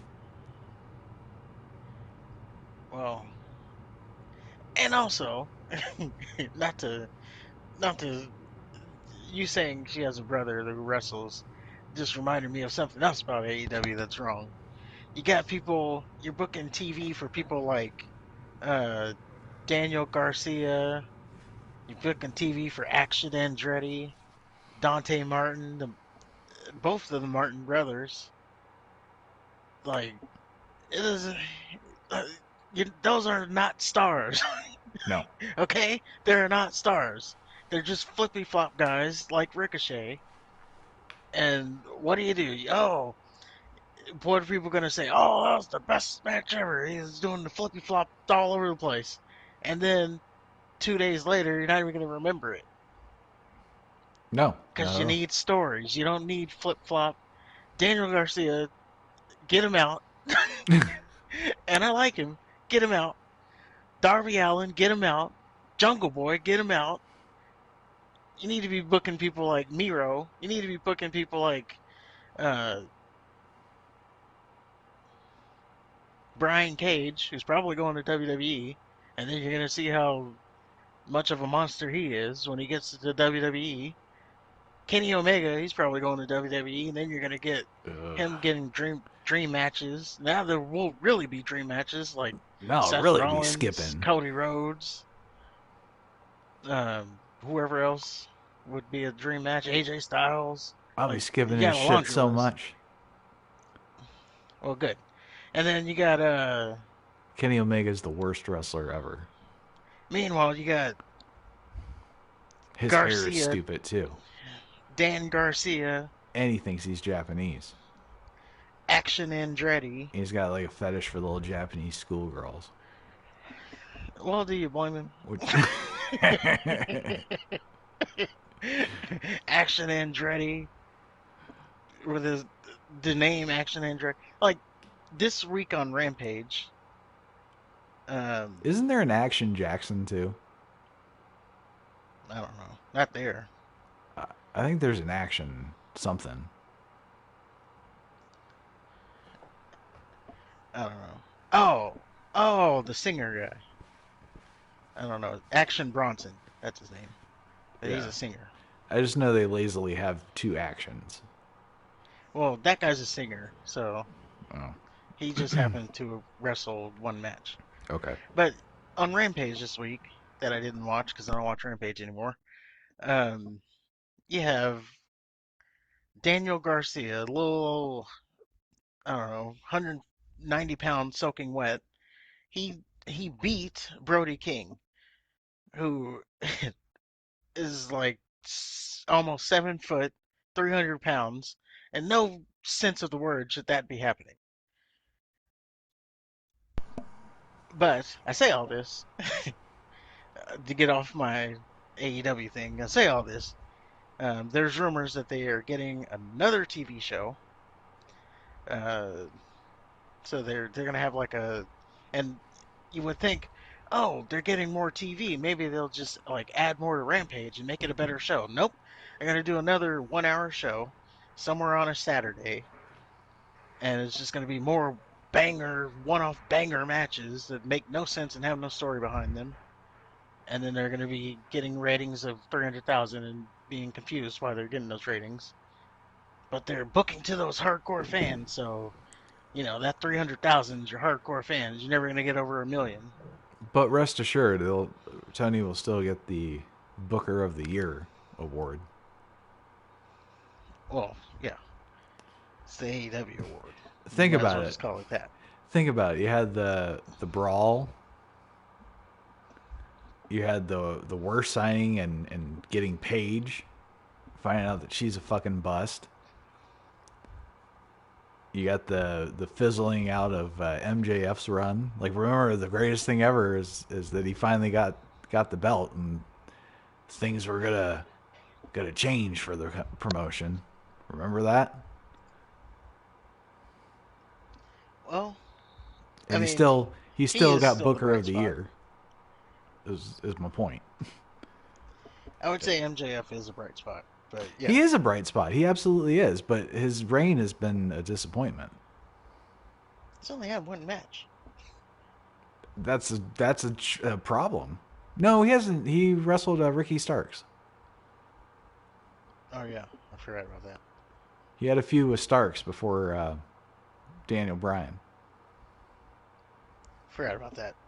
Yeah, because it was on TV, so it wasn't like a pay-per-view thing. And you knew he wasn't losing because it was like a week after he won the title. Right. It's another thing, but Yeah. the bid of 2024 will be coming. But I don't think he's going to WWE because he's just not going. I don't think Depends on who MJF. pays him more.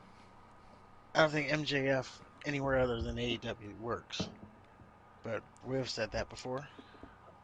I don't know. It'd be nice to see MJF in a company that takes him seriously, or that in a company that takes itself seriously. Well, I mean, you're not gonna see MJF out there throwing drinks on fans and talking about banging skanks. No, So but he doesn't maybe his necessarily act have needs to to. change. I'm saying that's what he is. So now he has to water it down. So You is can he say the banging same? skanks Now you're without saying just the banging Miz. skanks.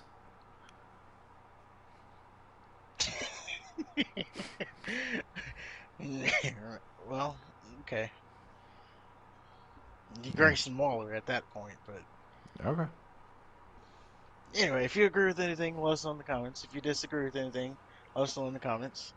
Don't forget to hit the like button, subscribe if you haven't already, and until next time, top guys.